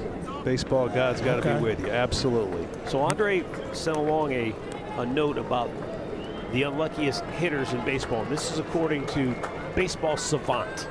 And this is what they do for a living. They crunch numbers. They've got a stat for everything. 3-2 pitch. Inside ball 4. They appeal. He went too far, says James Jean, the first base umpire. And so instead of a walk, that's the first out of the inning. It looked like he swung from up there. Yeah. He ended up going on that one. So Baseball Savant has something called expected weighted on-base average. You're familiar with this, right? Not really. It's formulated using exit velocity, launch angle, and on certain types of batted balls, a hitter's sprint speed. So it takes into all these factors. Bottom line is, Jose Ramirez is the 8th unluckiest hitter so far in baseball. And you get to that number by taking at one's expected weighted on base average and you add walks and strikeouts to it. And as DeLauder pops up to shallow right field for out number 2. Guess who's number 1? The unluckiest hitter in baseball so far this year. Kyle Manzardo. Really? Yes. Jose is 8th and Bo Naylor is 12th. So 3 of the top 12 quote-unquote unluckiest hitters so far this year are wearing Guardians uniforms. Now, I think you also have to factor in, Dre, weather. Weather, right? yes. You got to put weather in there as well. I look at our Archie's lost. We're doing algebra. I never passed algebra. No, but I'm saying luck is part of luck the weather. Part of it, though. We've seen some balls smoke. Hey, I know when it's cold, it's tough for anybody to hit. There's no doubt about it. Tell him who's number 4 on the list. He's here now. Bobby Witt's 4th. And we didn't do his games. Josh Naylor 2nd, by the way, out in Seattle. Atlanta, we're going to go see them. Michael Harris and Ronald Acuna Jr. are 5th and 6th. I didn't think any of those guys. They've been hitting the ball. Right. When I think about it, Witt just had his first extra base hit of the season. Yeah, but he's been hitting the ball hard, too. Rhys Hoskins sends one sky high to deep left field. Back is Massey. He's out of room. It's off the wall, and it's a 3-double day for Rhys Hoskins. That thing carried, man. It had some carry to it, is right. He hit it high, though. I mean, he hit it high. His 3rd straight double. Watch this. There's the first one. That was pulled down the line. The second one's going to be in the gap. Another breaking ball a little farther away from the plate. This ball had some hang time to it. It ends up hitting halfway up on the wall and coming down. So 3 straight doubles for Rhys, and what an afternoon. He hit it well. About another month, that'll be a homer. Oh, yeah. Maybe another 10 degrees is all right. Taking just a little warmer. Like I said, another month. Boy, you're tough.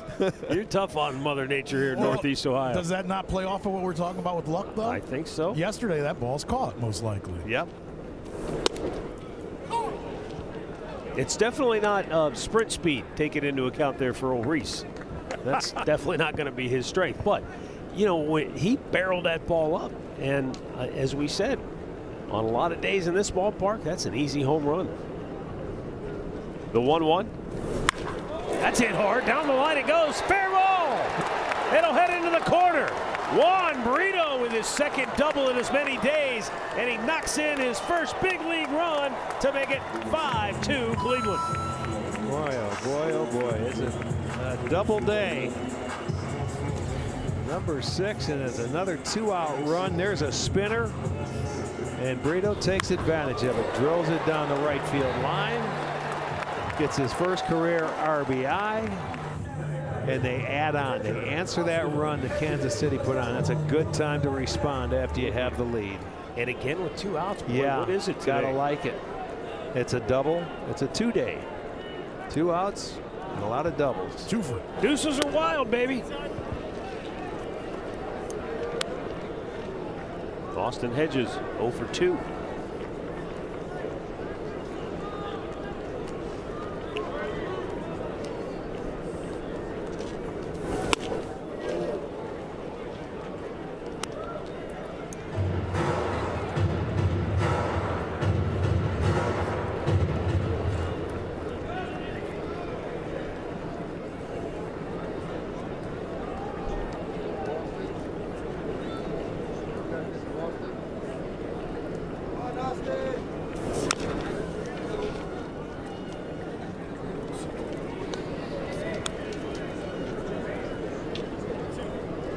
One ball, 2 strikes.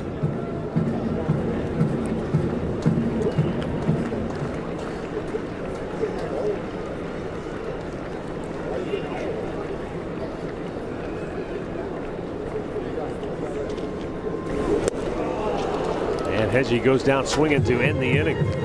But the Guardians continue to keep the pressure on with 2 outs today. Juan Burritos 2-out RBI double in the 5th inning. Went down as an error for Stephen Kwan.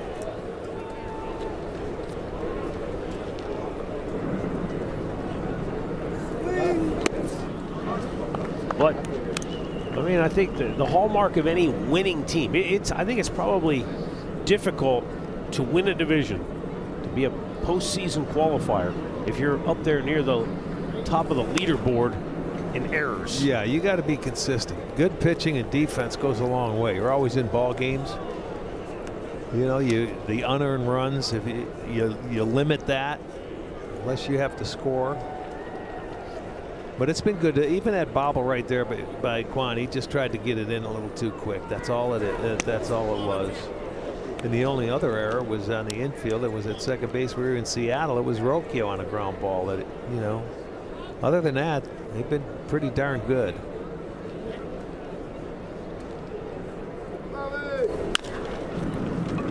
To third, Jose cuts it off. Has to get rid of it quickly. He does, and he got Bobby Witt by a half a step. Boy, you know you've got to get rid of it quickly when that kid's running down the line. He gets out of the batter's box. He runs hard every time, and Jose knows it. He made a beautiful play on him. Was it yesterday, where he had to get that ball across the diamond? I mean, you got to get rid of it really quick.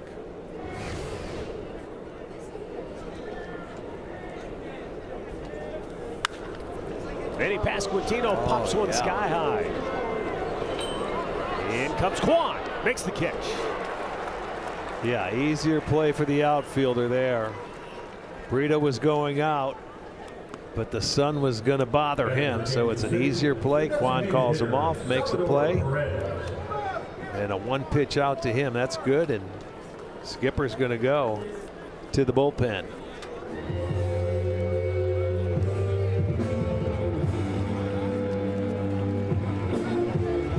So a good outing for Joey Cantillo. He pitches into the 6th inning.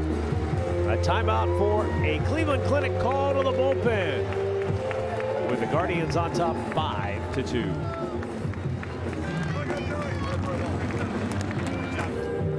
Coming into today was 3-1 with a 1.85 ERA over his last 9 starts dating back to a year ago, and he was really good once again today. Well, he ended up striking out 9, only walked one guy, or a couple of guys, but he was very, very good. That breaking ball, the breaking stuff was excellent today. Had a nice slider, mixed in a couple of curve balls. You know, only gave up 3 hits. With Connor Brogdon pitching, the grounds crew being called out to do a little work on the landing area. Connor's a big guy at 6'6". Joey also a tall pitcher, and I wonder if maybe his landing foot, even though one's right-handed and one's left-handed, might be in the same area. That very well could be. You want to just get something in there, pack it down. So they have it. A couple other things to add about Joey today. He had 13 swings and misses, and he had 5 outs on 3 pitches or less. So he was once again very good in his outing. What do you have, 88 pitches? So injury report brought to you by the attorneys at Elk and Elk. Boy, really bad news for the Cubs. Cade Horton, I told you he went on the injured list. yes. Well, he's going to need Tommy John surgery. Remember, he left to start here. What was that, the 2nd inning of that game against Cleveland? Yeah. And It's terrible. That's brutal. And isn't this his 2nd one? Because he had one in college, correct? Yeah. I remember you said that the other day. Yeah, Hunter Brown, he's shut down for at least a month, if not longer. For Houston. Yeah, two quality pitchers right there that their teams will be missing. There's no question. It's hard to replace those 2 types of guys at the top of the rotation. Yeah, you can. They're like pretty much their #1 guys. I'm just thinking about yesterday. The Big Rig had, what, 8 strikeouts? And today you had Cantillo. Yeah. Go out and do basic, like you said, we talk about the competition. There it is right there. You know, our staff, they have very good stuff, and they're capable of striking guys out. But, you know, they can do it in ways where they can go deeper in ball games. You know, if you're not behind in the counts all the time, if they get ahead in counts and make good pitches, that's where their strikeouts come. Tell me what you think of this. I thought last inning, Joey was running out of steam a little bit, and they got somebody up in the pen. And they ended up striking out Garcia, and then to get Bobby Witt. I think that's a big step for him to come Bobby back out Witt here. and then got Pasquantino for, you know, 3rd time around on 1 pitch. I didn't expect him to come out because he only had 88 pitches. I thought he'd let him try to finish, but, you know, he makes a lot of changes with 2 outs. So he wants to get Brogdon in, and hey, it was a good day, good afternoon. He felt he had enough. As Connor Brogdon warms up, we're headed to Atlanta. Big series with the Braves Friday, Saturday, and Sunday. On this day in 1974, speaking of Atlanta, a special moment in baseball history. Hank Aaron passing Babe Ruth to become baseball's all-time home run leader. I remember watching that. Nationally televised game. Yes, indeed. I remember watching that. Ralph Garr was in there, and look at it. It was something special. My favorite sideline guy ever got the interview with him, Craig Sager. Yes, he did. Got that interview.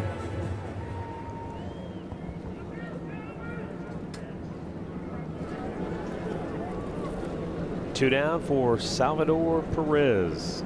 Over 2. And takes a strike. Connor Brogdon, one of the new additions to the Guardians bullpen, on for the 5th time this year. 4 innings of work thus far. 3 strikeouts, 1 walk.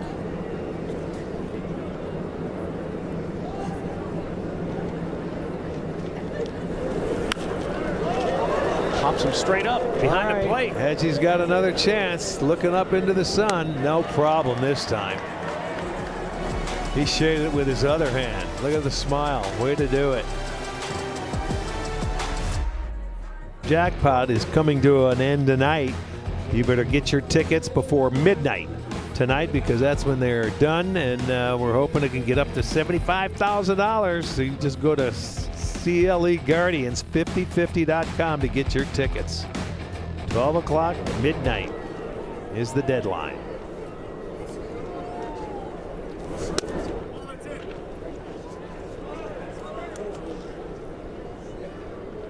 Brian Rocchio walked in the 2nd, grounded out in the 4th. Rocchio has now reached safely in 11 of his 13 games on the year. Alex Lang. I think he was everybody's favorite player yesterday when he got that base hit in the 9th to walk it off. Yeah, with the game time temperature of 33, it was beginning to get and feel even colder. To center field, Lane Thomas takes care of that. 1 down. Matt, he even said it. He said, it's time to go. He goes, I don't like playing. Well, you see, that's what voters said. You know, it's with the players, man. You better think about it. You know, don't think about the weather.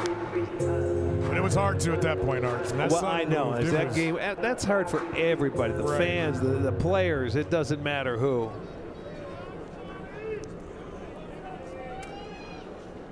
Would you say it was the coldest in 8 years? Yeah. For could've Cleveland, told, yeah. You could Yeah. have told me 800 years. I'd have believed it. Well, there's been a lot of 32-degree days here in April. It was the wind. though, Arch played the game, what do we say, 1979? 79 over at that other thing. Is that a ballpark or a stadium? No, it's a thing. That Just- one had that's grass just a over thing there. I couldn't get my spikes out of the grass to get off the field. You and Oil Can Boyd have names for that little area. That's the ocean over there. Oh, an ocean. They built it on an ocean. That's what you get for building it on an ocean.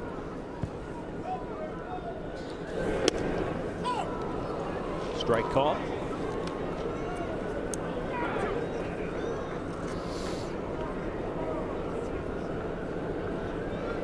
Juan 0 for 3 today.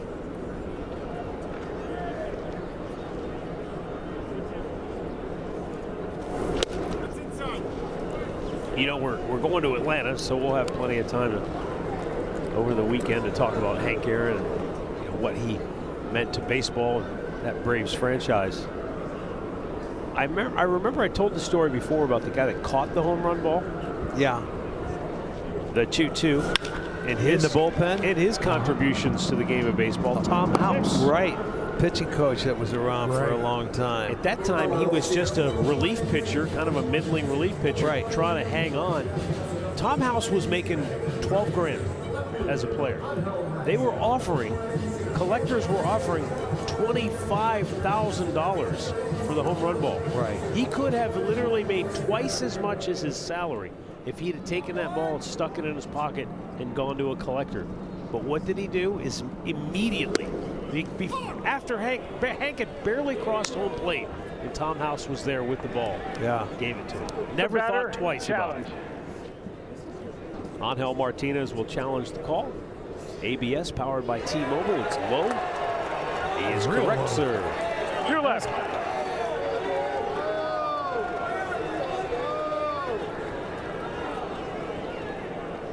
So the count is 1-0 for Angel with 2 down. Well, yeah, back then, Matty, that is the way the game went. Drives one to right center field. That's going to get down and go to the wall. Marte can't cut it off. Angel's got at least 2. He's going to think 3. He hits the bag. He's burning for third. The throw's in time, and they got him. Well, with 2 outs in the lead, I guess that's the time to maybe take a chance. It took 2 good throws to get him, and that's exactly what the Royals executed. Congratulations to Jake Jackson, the Brony 0.0. Ticket and catch the action from the home run porch in left field. You'll also have access to the interior bar and exclusive food and drinks. April 16th through the 18th. 6:10 start. First game. There you go. The 19th, 140.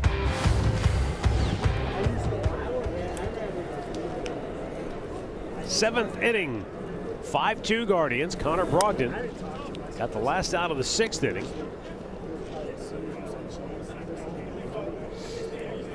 You only needed 3 pitches to get that last out. And now back out here for the 7th. Carter Jensen 0 for 2.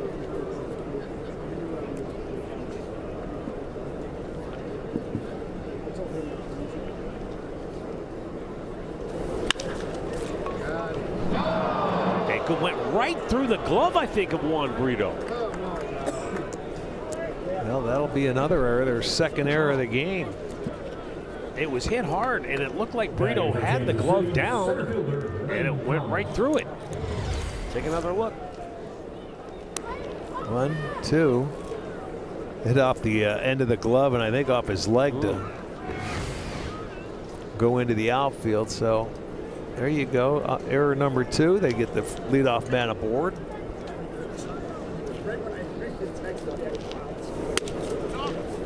Lane Thomas, he walked and scored on an error in the 5th inning.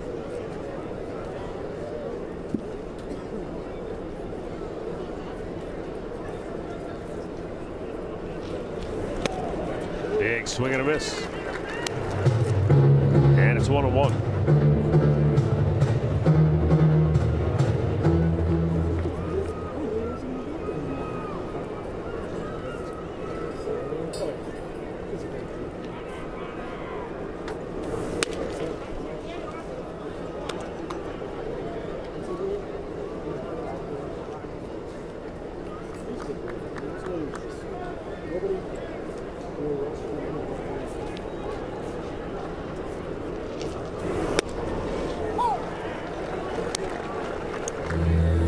The only news we've heard on Cole Reagans was that he was diagnosed with a left thumb contusion. I assume that means x-rays were negative, but we do not know that. I don't imagine you'd put out that information without testing it to be sure. Yeah, you would think so. Because, I mean, it was quite a line drive. It's just probably going to be swollen. You know, he just didn't have feeling in it. And even though it's sort of a nice day, it's still chilly outside. But Kansas City starting pitcher Cole Reagans knocked out after 2 batters when Jose Ramirez sent a line drive right back at him. He caught him on the thumb. He tried to stay in. He threw 4 straight balls to the next hitter and then gave up a 2-run double to Chase DeLauder, and that was it for him. He threw 6 straight balls before DeLauder hit that double. And even as he was trying to stay in the game throwing warm-up pitches, the first one went to the backstop, and he was having a tough time just throwing it in the strike zone while he was trying to convince his manager, I'm good, I can stay in the game. Best case scenario, you know, it's probably in a tub of ice right now, but yeah, they're hoping he can make his next start. It just depends and see how much swelling is in there. Lane Thomas goes down hacking, 1 away. This was the first inning. He struck out the first 2 hitters and looked overpowering. And then Jose sent one right back at him. It caught his thumb, but then as he tried to stay in the game. Yeah, that's trying to throw a breaking ball. And that was the pitch that Jose hit was an 0-2 pitch. Eventually he convinced Q that he was okay to stay in the game. But as we said, 4 straight balls to David Fry, and then he was 2-0 to Chase DeLauder, and Chase said, all right, if it's close, I'm going to swing. And he cranked one off the wall for a 2-run double, and that's when they realized that Reagans was not going to be able to stay in the game. Yeah, that's their biggest first inning in a long time. They've had a hard time scoring in the first 3 innings, and they put 4 on the board. That's why it was such a good thing in that 5th inning when Kansas City came up and cut the lead in half to 4-2. They ended up coming back in the bottom half of that inning and scoring. Carter Jensen, being a catcher, heads up. He watched that ball in the dirt, and as soon as it hit the dirt, he took off. Gets himself into scoring position with 1 out. Jonathan India with a 1-1 count. Don't have 2 outs, though. Yeah, all 8 of his RBI have come with 2 outs so far this year. Now it's a 1-ball, 2-strike count.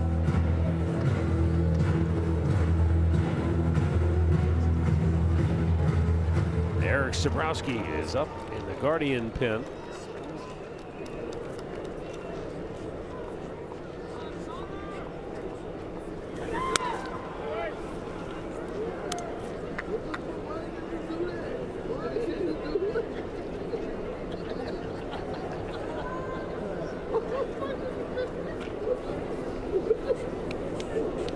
The 2-2. Swing and a miss. He bumped it by him. Good fastball from Connor Brogdon, and he has struck out 2 in a row. Well, elevates the fastball here. And a little 2-seamer. There it is. Yeah. Above the belt. Couldn't get those hands to it. Good pitch. And I guess when you're 6'6", you get a little extension. Yeah. Oh, maybe gets on the hitter in a hurry. 0-1 to Starling Marte. Doubled in a run in the 5th. His first RBI as a Royal. 2nd extra base hit. 14-year veteran. Playing in just his 4th game on the year.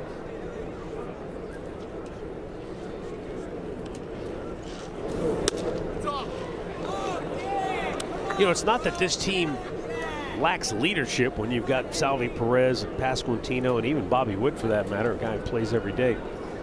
But Starling Marte is a veteran with a lot of experience that can't hurt to add to the mix. Check swing, he went too far. Now, anytime you get veterans, they probably get him for left-handed pitching.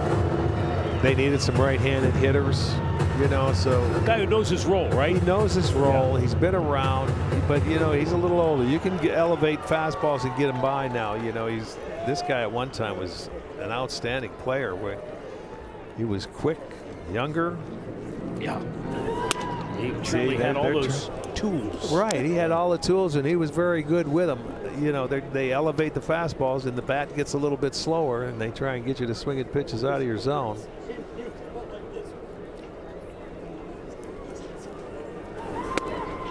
Yeah, it had just missed. It had players We got a challenge. moving, and I think, yeah, Austin Hedges challenges the Fell call. on the field's the ball. Hedges challenged it. There you He go. got the inside corner, and Marte They got two pats left. Hedgie on the shoulder, saying, "Oh, that was a good challenge. You dog. You got me. You dog. What can I do?" 3 straight strikeouts for Connor Brogdon. And we've reached the 7th inning stretch. 5-2 Cleveland. Photographer right here at Progressive Field.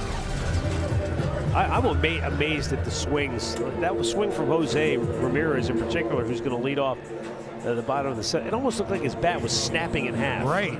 Little bend to it. I was looking at the same thing. Now, I got to tell you guys, as Russ sits by me during the game, he's going to be very happy to know we used that first one with Cantillo and the ball coming out. That was one of those, you know, photographers, they have setups and things they see, and he's been trying to get the right picture of a pitcher throwing that pitch from behind. So he'll be very happy. Look at about this that. swing. Yeah, Look look at, at the doesn't it bat. look like the bat's broken, Arch? It is. It is. It is, right? Yeah, that's not an optical illusion. I don't think so. Jose doubled.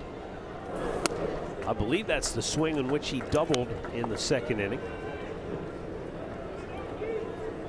It was from that 2nd inning double into right field.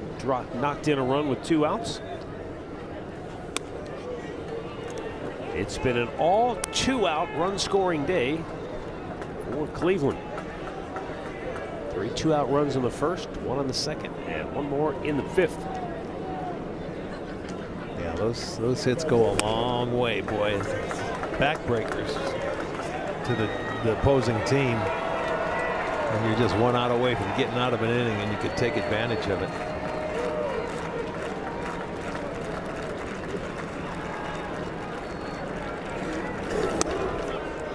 And Jose draws a walk. On the other end of the spectrum, Rick, Kansas City in the series opener went 7 for 15 with 2 outs. Since then, 0 for their last 15. Yeah, they had a hard day yesterday, as we mentioned. They only got the 1 hit, and that was a home run. Pitching coach Brian Sweeney races out. Yeah. Steven Cruz just into the game. Right-handed reliever. And a word from Cleveland Clinic. When you make complexities your specialties, you redefine what's possible. For every care in the world, Cleveland Clinic. And the reason that Sweeney went out to talk to his pitcher is because he's facing the unluckiest hitter in baseball.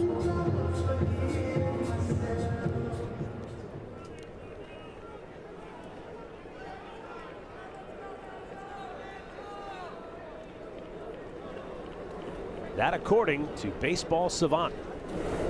And Manzardo takes, it's a backdoor slider. He's going to challenge it. Wow, right out of the gate. Batter challenge.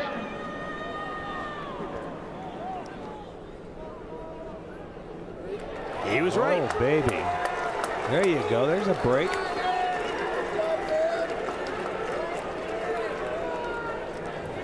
When you know, you know. Hey, maybe the unlucky guy's starting to change his luck now. Well, there you go. Turn it around. He knew it wasn't a strike, so challenge it. Good.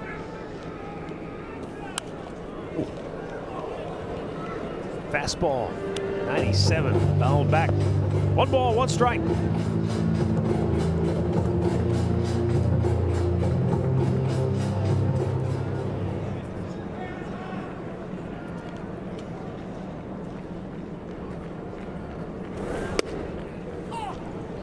That slider caught the mark, and it's now 1-2.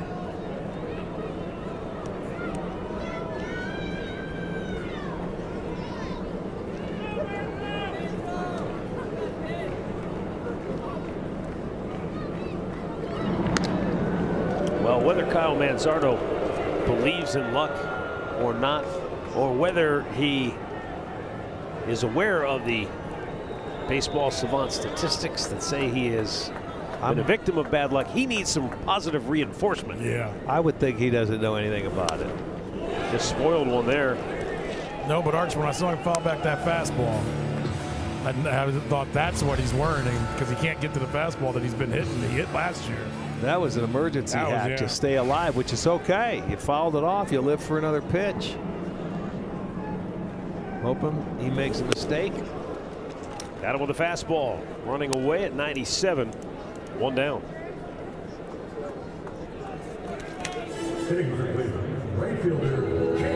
And up comes Chase DeLauder, who is 1 for 3 with a 2-run double.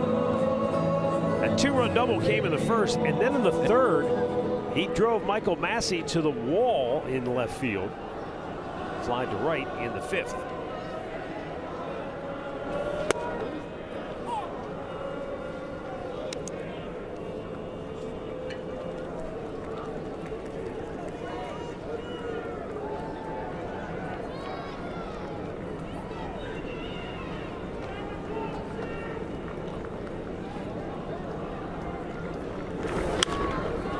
Off to the left, out of play.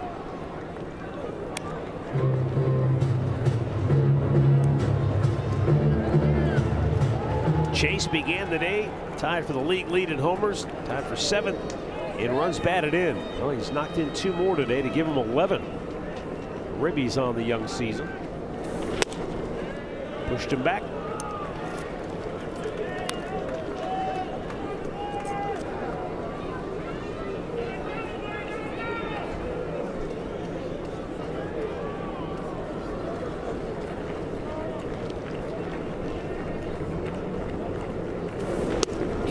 Downstairs, that slider.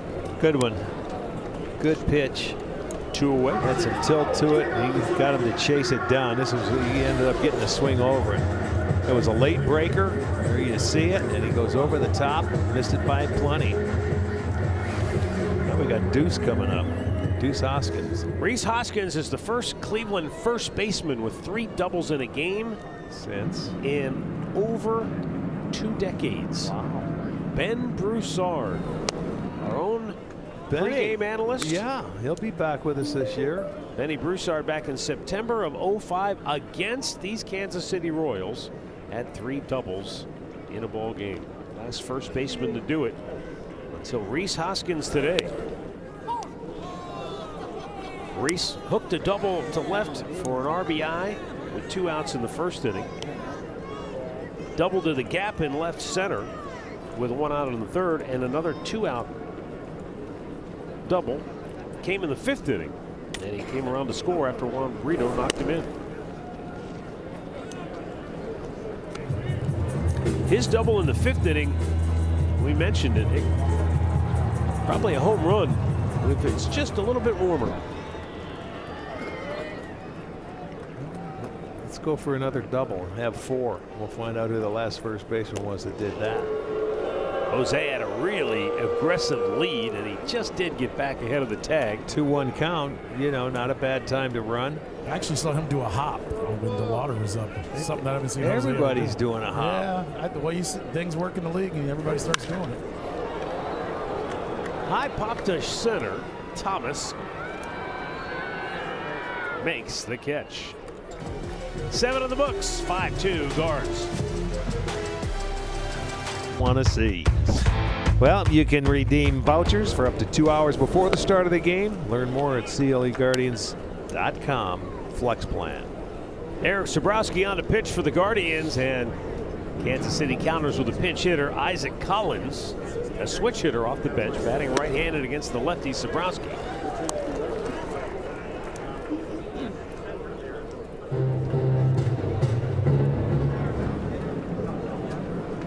Collins in this series 0 for 7 with 6 strikeouts. Oh, tough series.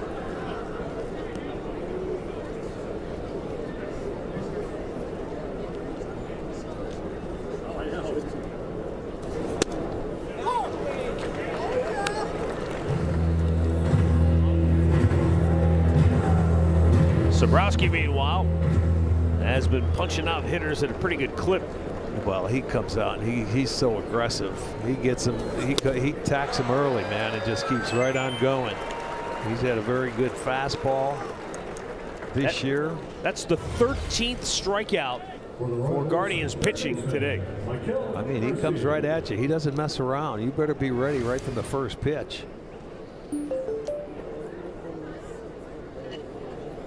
They struck out 12 yesterday.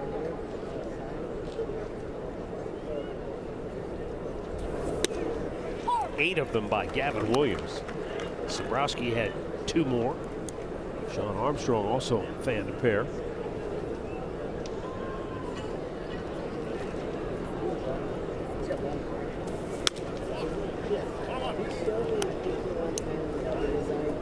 Michael Garcia 1 for 3. An infield hit and scored a run back in the 4th.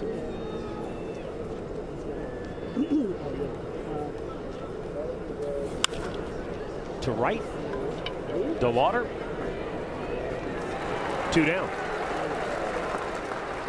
How about our progressive defensive plays of the series? Bobby Witt and Jose Ramirez. We've talked about the matchup between these two. Jose, he's got him 3 times. Got him to hit into a double play here. Watch this play.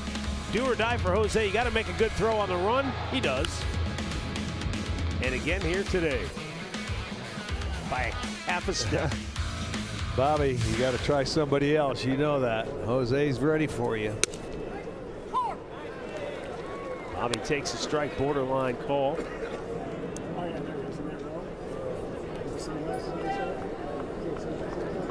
With 2 down, Witt has 3 hits in the series and 3 stolen bases.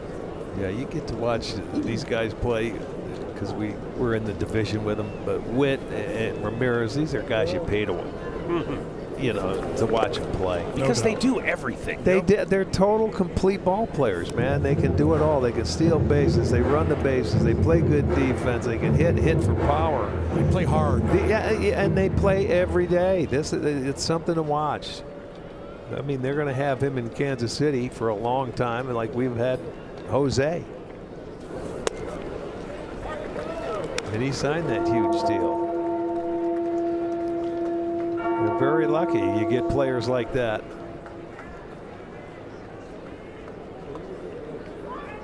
Well, 2-strike pitch. Right back up the middle and through.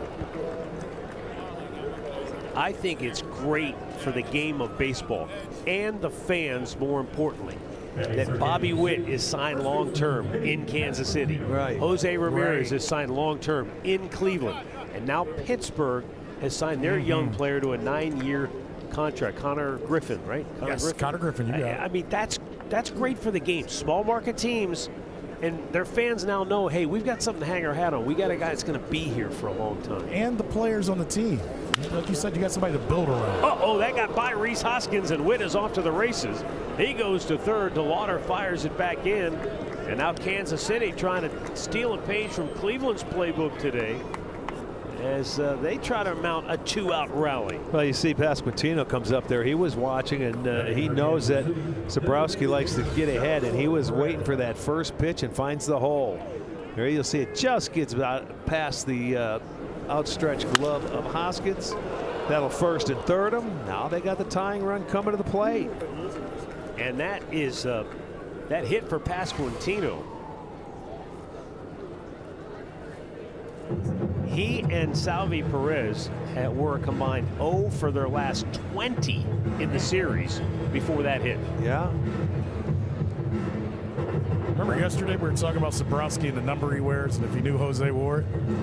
Well, Matt, you got me in a heap of trouble with it. I went up and asked him. He goes, yeah, Jose used to wear it. And then he named off 4 other guys that have worn it for the Cleveland organization. And then he told me, I'm a ball knower. I'm a ball player knower, and I know ball. Don't you ever question me again. That's fantastic. Of course he knows. Well, Skipper's going to make a pitching change. He wants a right-hander to come on to face Salvi Perez. This one's not done yet. Tying run at the plate with 2 out in the 8th.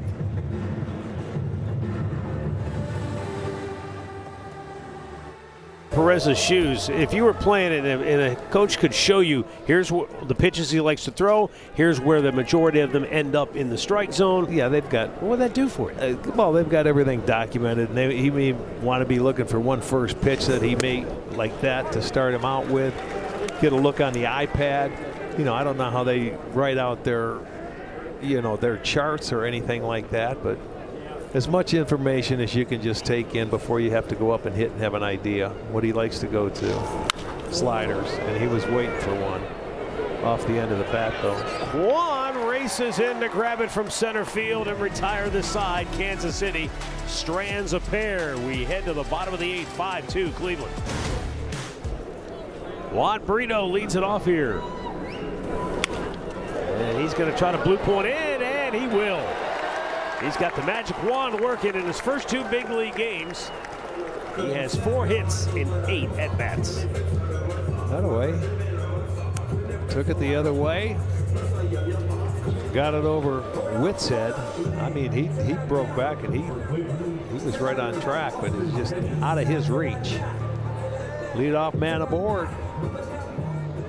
A single and a double yesterday, a single and a double today for Brito. Austin Hedges 0 for 3, fouls it back.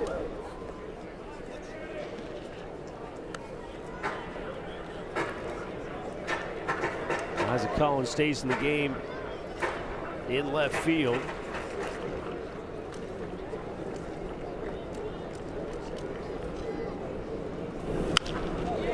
Ground ball, and it's just through the right side of the infield. India chased that ball forever and could not get to it.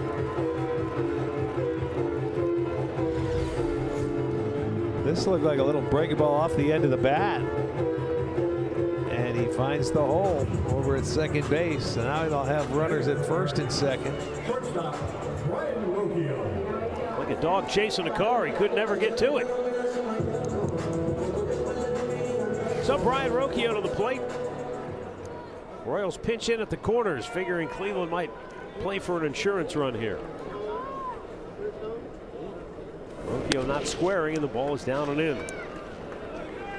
Yeah, you're trying to open it up here. You got a 3-run lead in the bottom of the 8th. Put a crooked number on the board on him. Closer Cade Smith is up.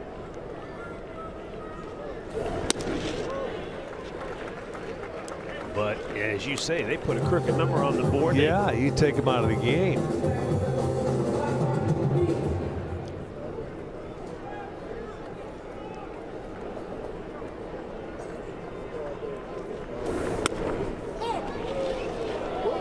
Borderline pitch. On a strike, 2-1. Well, you still have 2 left. He could have, if he really felt, he could have tried then. There's the situation. It was 2-0. That's outside, 3-1. Stephen Kwan waiting on deck.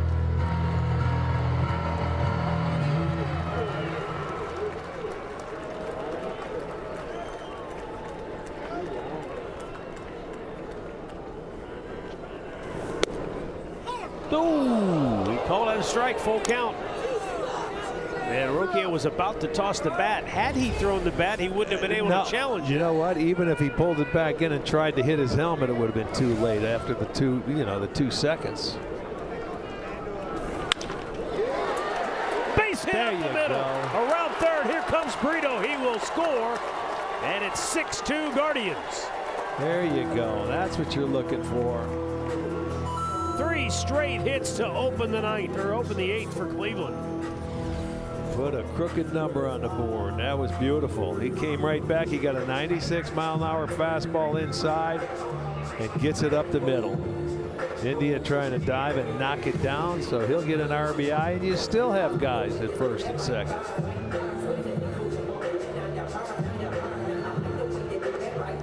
Juan 0 for 4 on the day.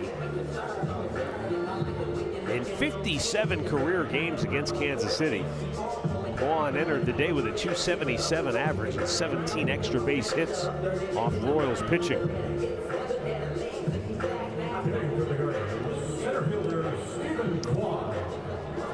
Cade Cade Smith has taken a seat in the Cleveland bullpen for the Guardians. The save situation has been removed from the equation. But if it stays a 4-run game, I think we'll still see Cade. Could be off day tomorrow. But if they open it up, yeah, get another run or two. Still nobody out.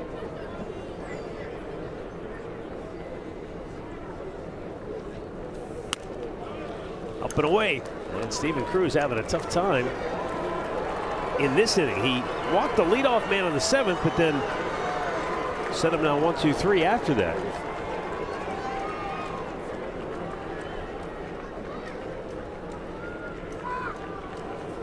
Almost threw that away. Bobby Witt. It was sailing away, up and away, but he was able to corral it.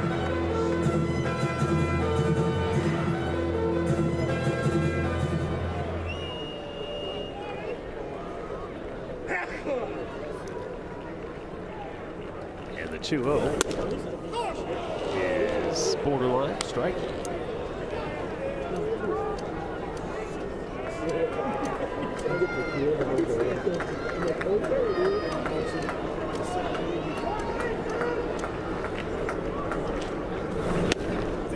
In off the plate, and now it's 3-1. And as we know with Steven Kwan, it's probably going to have to be on the plate. Yeah, right here. He's going to be looking for a fastball that he can turn on or do something like this. This is the count you work for as a hitter.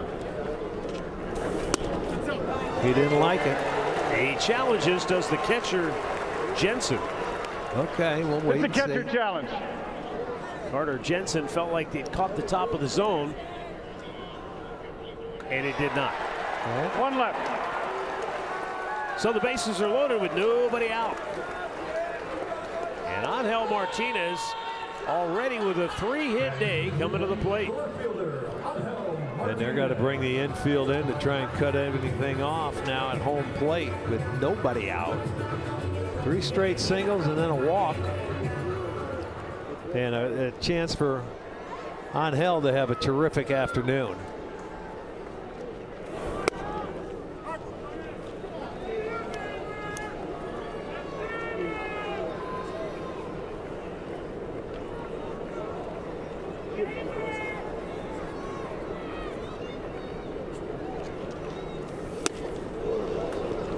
Got his fastball, but it was up there at 98 miles an hour. 0-2.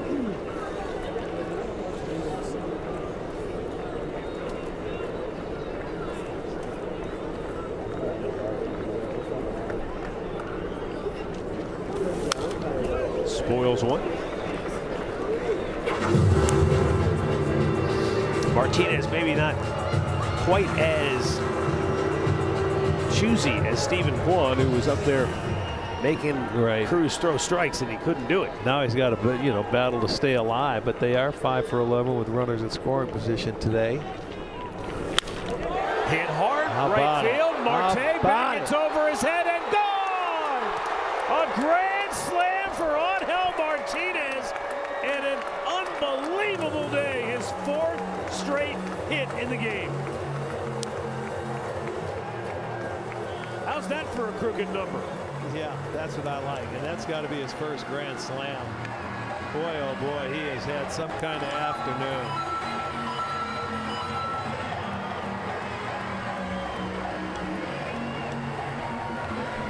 He wasn't happy about being removed from the game for a pinch hitter yesterday. So, if you just keep hitting, it makes it a lot harder to take you out of the game. They've got a 5 spot on the board and still nobody out.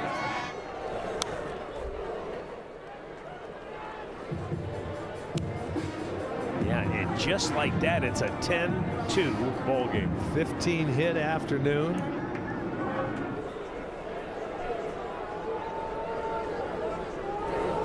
This is a rare blowout in this series. These two teams rarely play a game that is lopsided. Right. Well, it all stemmed from that first inning when Jose ended up hitting a ball right off Cole Reagan's. Well, actually right at him, his glove to his thumb. he ended up having to leave the game early, and they got into that bullpen early.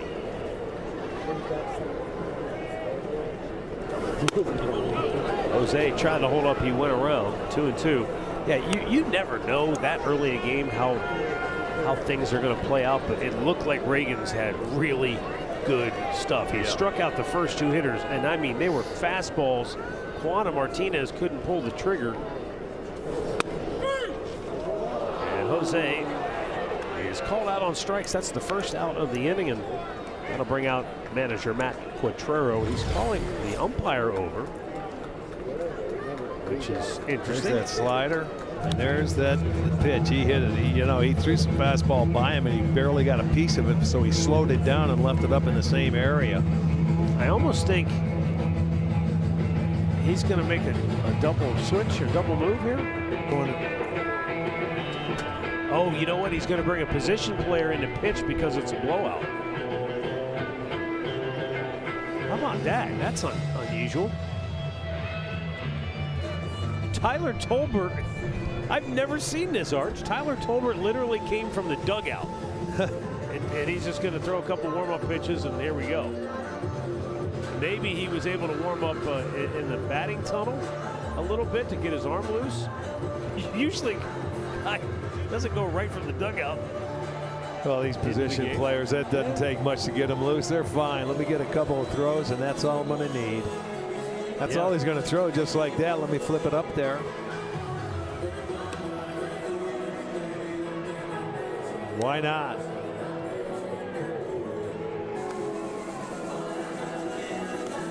So Tyler Tolbert, who has not appeared in the series,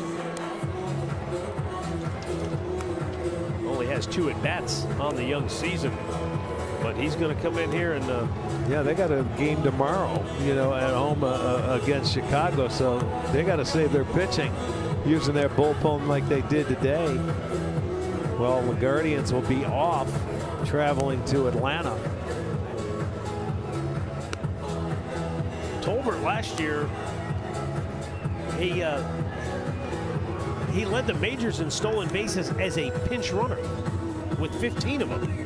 15 stolen bases as a pinch runner. A tough job. Yeah, that's a tough job to do when you're putting in situations and you're asked to steal a base.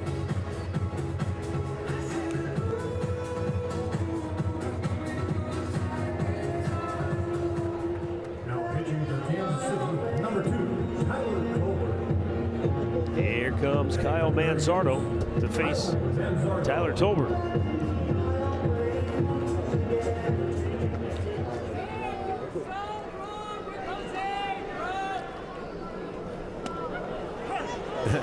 That's like an eephus pitch. Did we even get a speed on that? You'll be driving faster in a couple minutes. 52. Yeah, you'll be driving faster than that. There you go. Line drive and a base hit center field for Kyle Manzardo. I was just going to say to you guys. He'll take him any way you can get him. I was going to say, Kevin threw 98 against him last time, but then he gets that.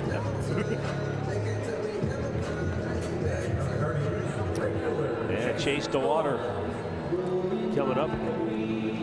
DeWater with a big 2-out, 2-run double in the first that chased Cole Ragans, the starter, out of the game.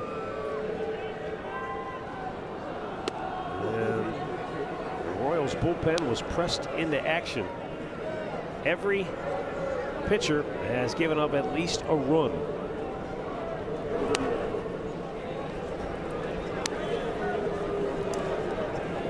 Winder Avila, who came on for Ragans, he gave up a run in 3 innings. Alex Lang allowed a run in 2 1/3 innings of relief.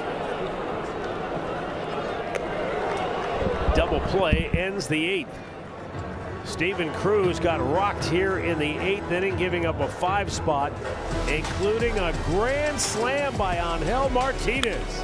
His 4th hit of the afternoon. 10-2 Guardians. Matt Festa got the last out of the 8th, stays on to work the 9th. Carter Jensen leading it off 0 for 3. He reached on an error his last time up.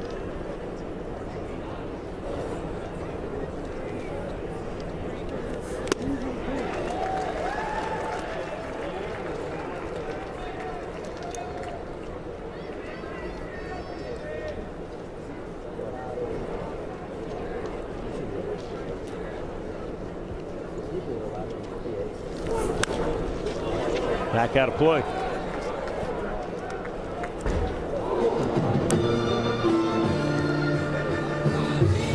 Tyler Tolbert came to the rescue in relief. The position player turned emergency pitcher. Got the double play ball to get out of the inning. He's telling them how he did it and that's what they should do. Throw slower, not harder. Swing and a miss. Strike 3. Jensen out on strikes. 1 down in the ninth. Center fielder, Lane Thomas.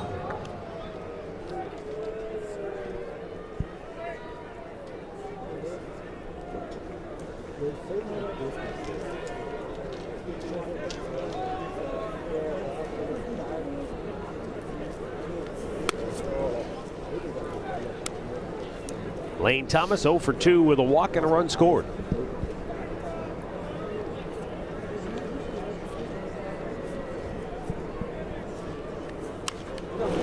Back out of play.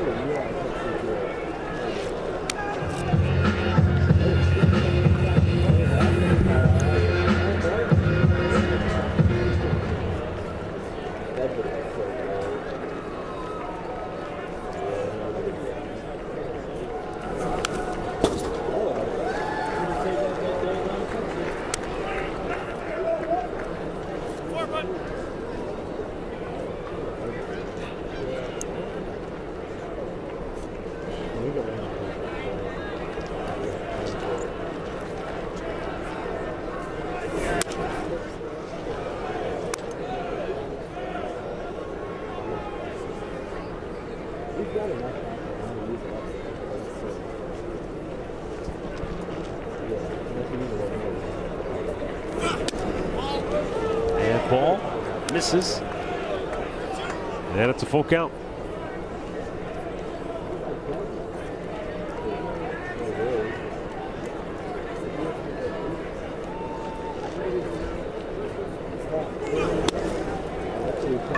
And he lost him ball 4.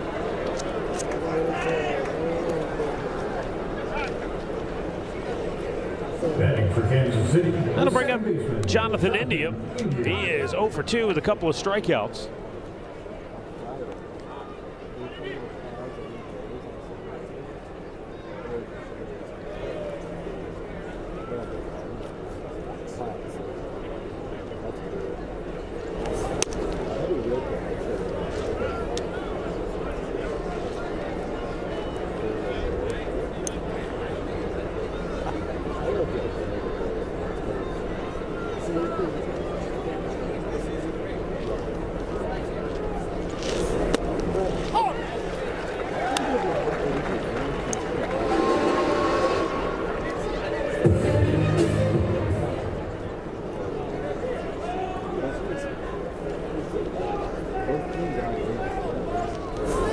Runner goes and they let him go. Defensive indifference. And a count 2-1.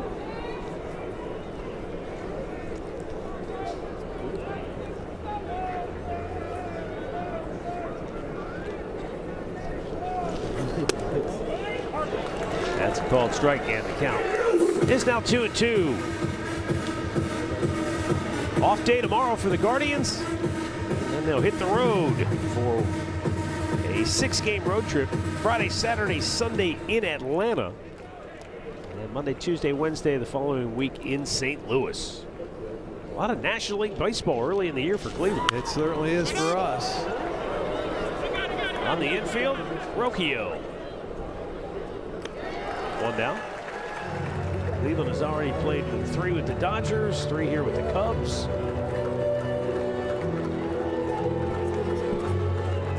Batting for Kansas City, right fielder, Starling Marte.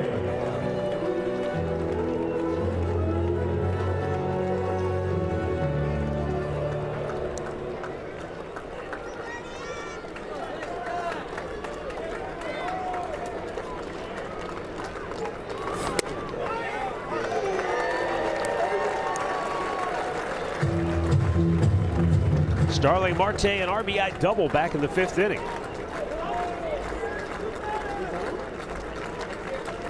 Festa's 0-1 pitch. Sails high. 14,734 turned out for the series finale. It was 50 degrees at game time.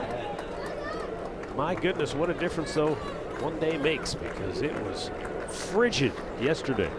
Yeah, we haven't heard Andre today complaining it's cold. Off the end of the bat, center field, it's dropping, and Kwan runs it down, book it. The Guardians take the series finale, win 2 out of 3 against the Royals as they open it up late and cruise 10-2. Joey Cantillo, the winner, he gets his first. The loss to Cole Reagans, he's 0-3. Guardians move to 8-5 on the year. Kansas City heads back home at 5-7 on the season. Well, came out strong, man, scoring 3 in that first inning. Off starter Cole Reagans, who had to leave. They added on, and they had a big 5-run inning. A good day for the offense, and a good day to have to go to an off day before we get on out of town. Would you say the offense needed a day like this? Absolutely right, man. You like to have them like this. And I liked how that inning was set up. They had the lead, and then they put another 5 spot on. So that's beautiful. 10 runs, 15 hits. They did commit 2 errors, but if you're going to commit 2 errors, do it on a day when you score 10 runs. Yeah, right. That's not a bad way to do it. And on the pitching side, they held the Royals to just 5 hits. Yeah, Joey Cantillo again, another nice start for him with 9 strikeouts. Yeah. Huh? That's a beautiful night for him, for day.